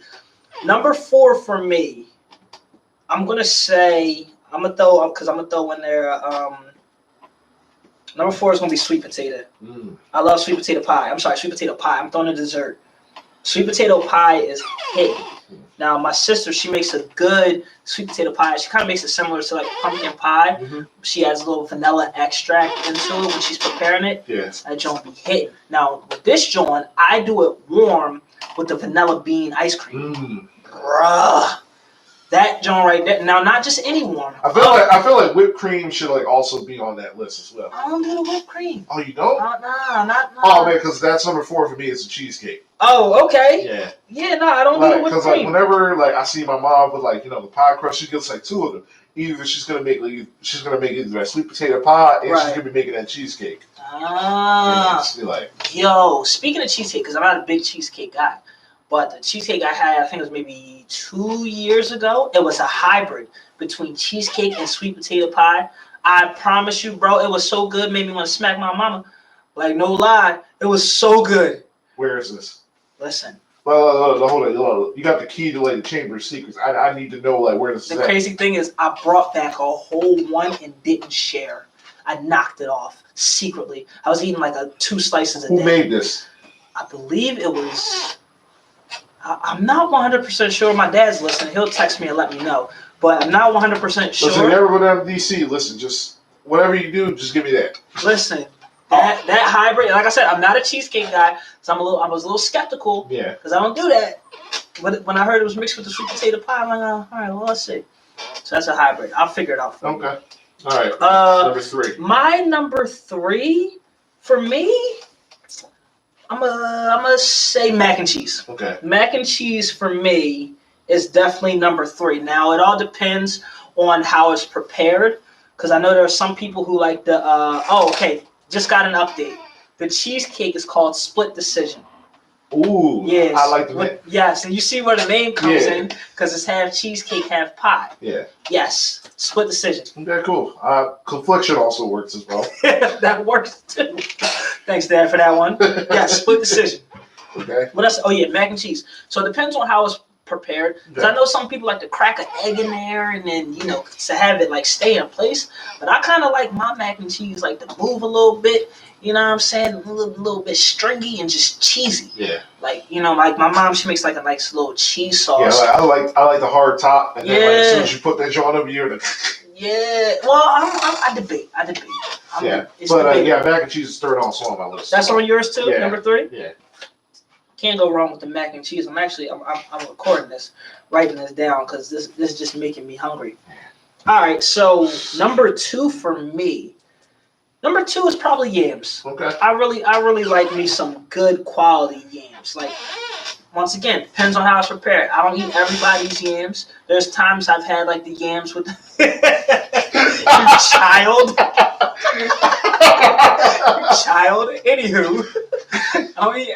You called me childish Gambino. Bro. I don't eat. I don't want to grow. Being an adult sucks. It is corny. With all these bills. Nobody told us anything, man. Anywho, Atlanta's trying to get Gordon Hayward from the Anyway, Celtics. Back to the food? Yes. I apologize. Yeah, number 2 is the yams. Gotta have the yams. Yeah. You gotta make sure, sometimes you gotta have it with the marshmallows on the top. Now, I don't particularly get gotta that. have that but fluff, man. you know what I'm saying? Yeah. I'm not skeptical, but I fool with it. So yams is number 2 for me. Okay. What's number 2 for you? It's the ham. Okay. Okay. Interesting. Yeah, but like I said, we got this. I got the idea from watching Always Sunny in Philadelphia. It was an episode called "The Gang Goes to the Shore." Frank literally bought a ham to the beach. It was just like, this is ham soaked in rum and it's loaded with booze. And I'm like, rum ham. I'm like, you know what? I need to know how this will actually play out in real life. Yeah. So I text my mom. I'm like, Mom, do you think for Thanksgiving we can have rum ham? Like, what is rum ham? I'm like, watch that Always Sunny in Philadelphia episode with Frank with the rum ham. She's like, all right, cool. I think I can try it. I was just like, so how'd you do it? It was just like, I glazed it over with ham, and then you got a little water base with ham on it. Yeah. Put it in the oven for 350, and come on, it hits. Hey, yo, if your mom make it this year, let me get a slice. I'll bring a few slices. Say no more, because I'm gonna need that. I honestly I eat leftovers. Yo, I go ham on the leftovers, man. literally, Yeah. literally and figuratively. Yeah. Go So ham. if there's any left, man, I'll definitely bring some for you. To be honest, my number 1 is also ham. Okay. I love ham. I go crazy for ham. Yeah. That is my Yeah, joint. I definitely enjoy the ham more than I do the turkey. Turkey not even on my list. Yeah, but number 1 for me is the stuffing. Oh, okay. Tell me why. Because stuffing was number 5 for me. Yeah, so because your mom making some type of stuffing that I don't know about. listen, Parts. listen, just my mom makes the stuffing inside the turkey, so it's it comes in, it's yeah, that's the old school way. yeah, so it's when it comes out, it's warm, it's Yeah. and it just melts in your mouth as soon as See, you get into it. you know man. why that changed? Because now people want to be vegan. They want to be vegan, so now you can't eat the turkey, the stuffing from us. That's why I haven't had that type of stuffing in a long time. Yeah. You throw the gravy on there too? Yeah. We gotta throw the gravy on it, man. See, And dog, they doing this that's my addiction. I'm just when it comes to Thanksgiving, I'm just the first side plate that be gone. If you don't eat it, I will. yeah. So it's listen, here's the thing.